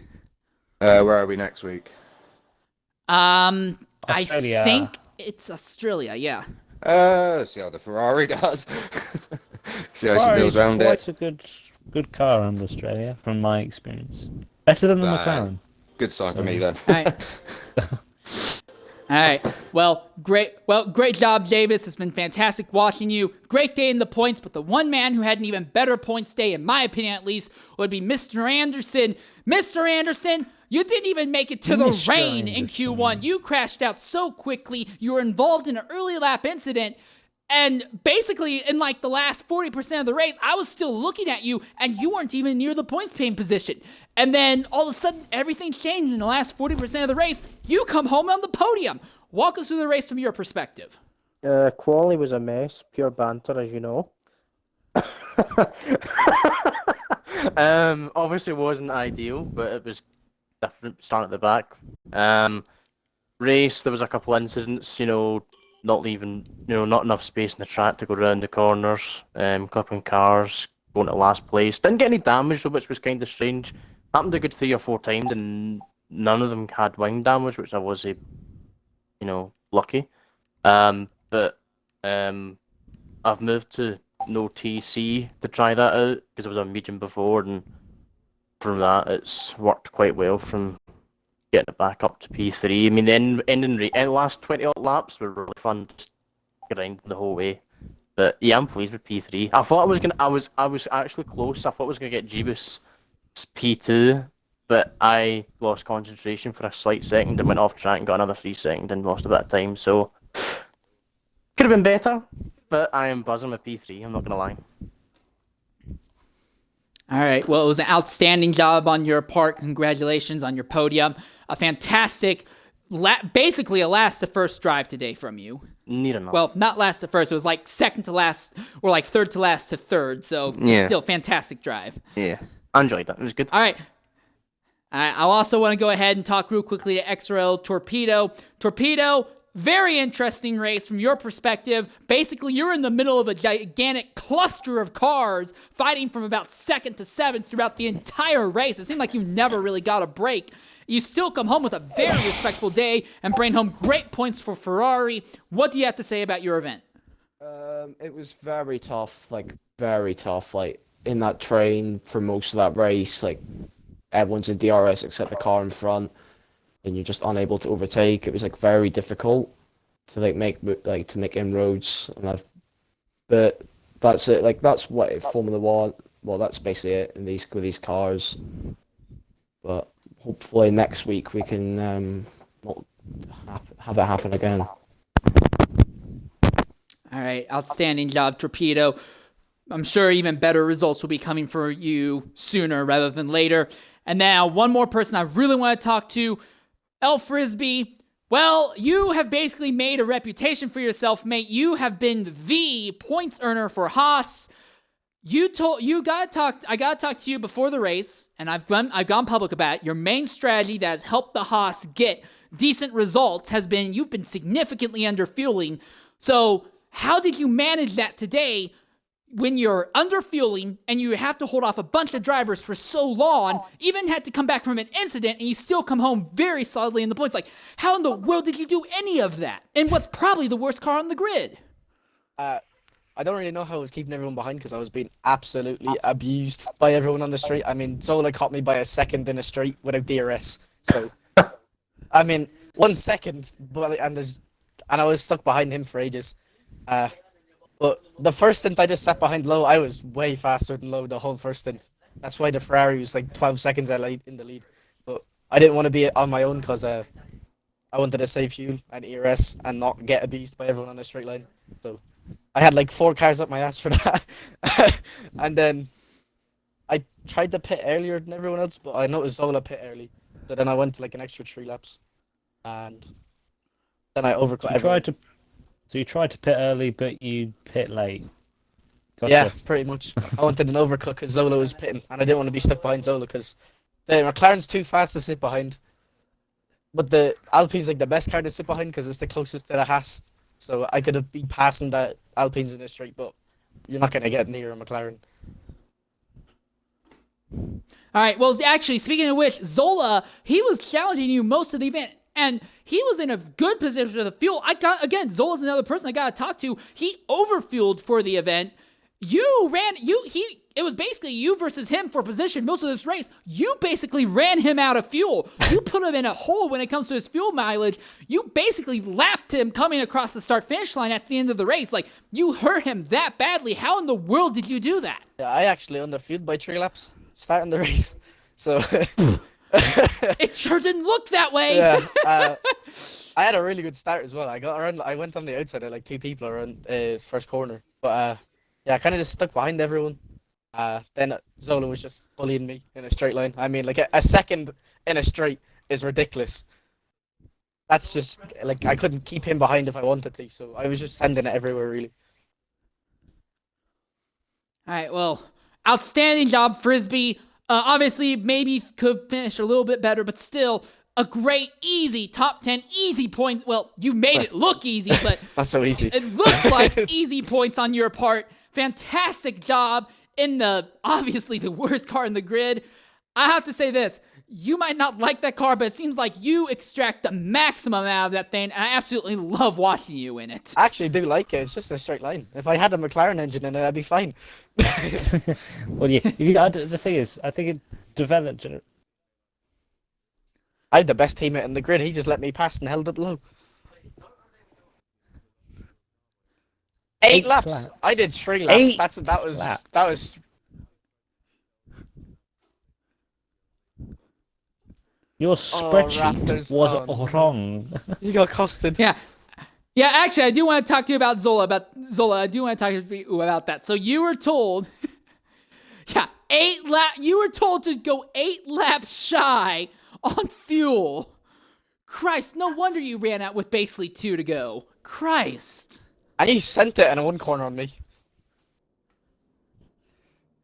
Yeah, he sent it and pushed me off.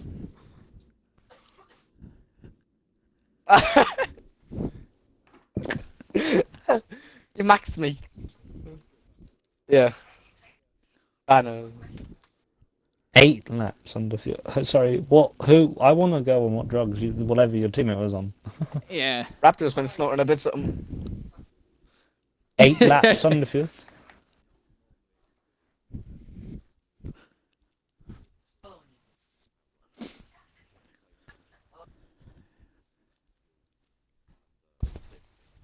Well, that makes sense, though. Well, that makes sense because there was about 6 laps worth of safety car between VSCs and full safety cars in today's race. So, there was at least if you were 10 8 laps short, you make back 6 laps. Yeah.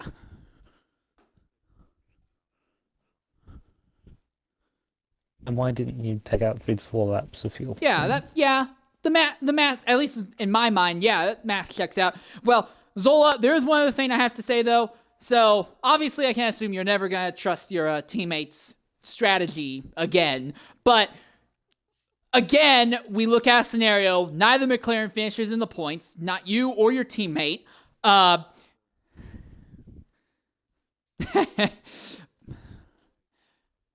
okay. So you get 1 point. But, again, you don't finish in the points paying positions. Raptor doesn't finish in the points paying positions. Lowe doesn't finish in the points paying positions. Yeah. So do you think you can start digging? Do you think there's enough time left for you to dig yourself out of this hole, especially with how strong Mr. Anderson has been?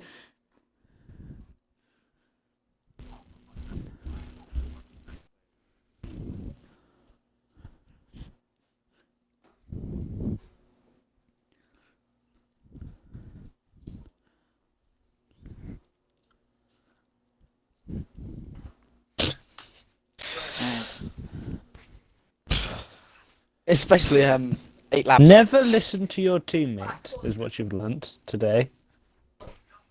Well, there's a reason why every great duo in a car always fight. They don't just work together. So, That's why Rosberg killed right. Hamilton in Spain. Did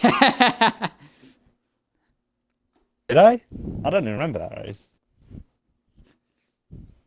Well, you lost me a podium at Brazil. I don't care. I'm not fussed. I don't care about that race anymore because it was. That's Maybe good. should be nerfed. That's the last thing I want to say. I think we were the. Jeebus needs to be that nerfed. race as well, 12 seconds in the lead. Yeah, No, that but equals after the Frisbee first safety car, he doesn't wasn't equal even pens. close to 12 seconds. And here's the other thing. Here's the other thing a lot of you are forgetting. I forgot to mention this. Ozda won, but Ozda was fighting for second at one point with Edgar and Gabo, and all three of them were only about like 3 seconds out from Jabus, and the three of them all crashed for second. All of them had damage, no yellow flag, not even a virtual safety car, and they all had to pit, and that basically is what gave that's basically what gave Jabus a 12-second lead, because the three people closest to him crashed each other out, and there was no safety car to bunch them all up. Oh, yeah. Yeah.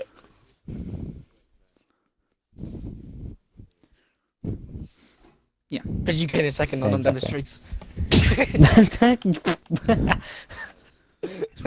Did you actually see that? The second you gained on me down the street, I had when you had no DRS.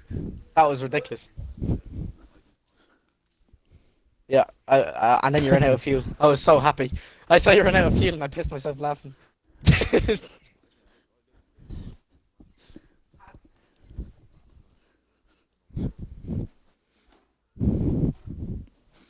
The Alpha Tauri was so quick. I can't wait to rewatch that race. I'm not going to look at quali because quali sadness. Oh yeah, I'm definitely gonna go back and watch this race with a friend as well, because this was one of the most memorable races. I don't know if I'd put this above the Exhibition Hungary race that we had a few months back, but this has got to be like top 3 in all of the XRL races, in my opinion. Frisbee driver of the day. Yeah, so this is on the stream. Yeah, I know, I'm still streaming. El Frisbee driver of the day. Vote for El Frisbee. That's the thing. That's the other thing. There are 3 different people I'm thinking of for potential driver of the day. Frisbee could get driver of the day, considering that car was dog in Sector 1 and 3, but he was so good at maximizing himself in Sector 2 that he still was able to fight. Ozda, potential driver of the day. He comes from 10th, drags himself up to 2nd, gets involved in a crash, doesn't have the advantage of a yellow flag to gather him back up, and he gets back to the front. Yes, but still, it doesn't matter. Yeah. Just thinking of the race. And then also Mr. Anderson getting it before you even get to the rain in qualifying. Not even near the points in the first half. What? Wow. I'd give it to Morrison's. Yeah.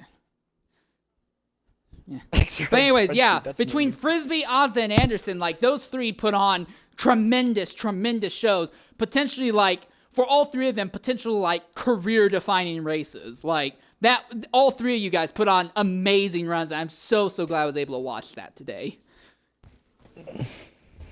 I was loving it until I got binned. Well, I didn't get binned. I binned myself because I would laugh if next year's game in the F2 2022 cars, everyone who's quick is just slow.